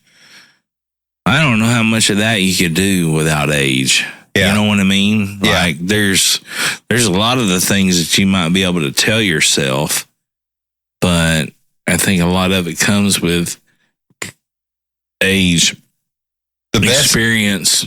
The best advice I've given young people is if you have a big breakup, don't try to date again for a little while. I was like, you're never going to be good for somebody else until you're good with you. That's the smartest thing I've ever come up with is like, take a break. Don't just try and go after something else to fill that. But there could be a whale tits out there. So there's always that. Or, missed opportunities. Or they never stop making pretty girls. Oh, that's... And they never stop making good-looking guys. Yeah. All right. Thank you, guys. I don't know. Hey, you're talking about whale tits. I just see you go back to your 14-year-old self and say, they never stop making good-looking guys. Yeah. Well, I'm here to tell you one thing. Or it could be, there's going to be a woman that comes along named Whale Tits. Hold on to her for a little bit longer. Jesus Christ. I finally fucking... You asshole. I was saying that to both sexes. Yeah, I know. I get what you're saying. Yeah, and you get it, and then you get shitty. Twist it. It's what you do. Yeah. Twist it. Yeah. He'll like this. Yeah.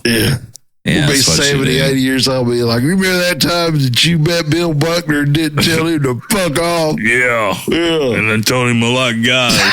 You told your 14-year-old self that you might like guys, and they've never stopped making good-looking ones. Little Mike. Little Mike.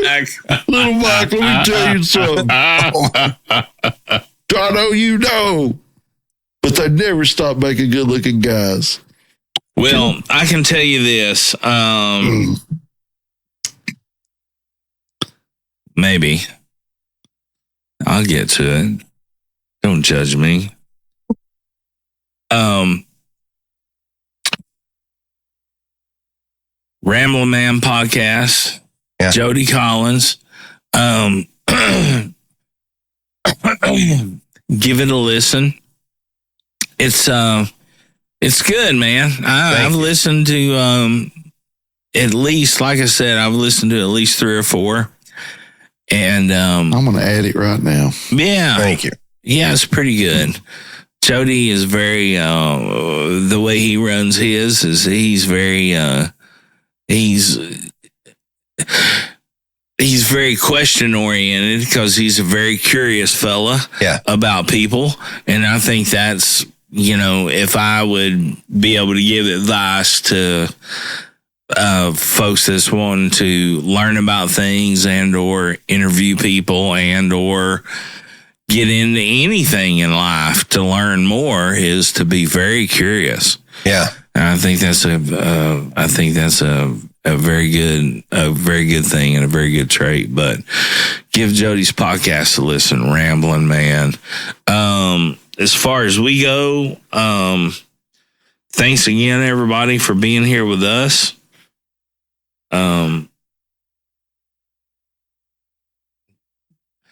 We appreciate it. We've had a really, really good time recording all these. Jody's going to be our last guest for a little bit, and I think we're going to start experimenting, doing a few more things just to see how things go, and maybe even add some video to all this mess. Yeah, we're doing that for sure. One thing to be sure of, and one thing to that we will tell everyone's 14-year-old self, and we'll also tell you today, is It costs nothing to be kind, but there is a price to pay for cruelty. So, cheers, everybody. Cheers. Here's one more for the good guys. We love you. You either is or you ain't. You do or you don't. You can or you can't. Or you will or you won't. Either way, baby, a good man, well, he's hard to find.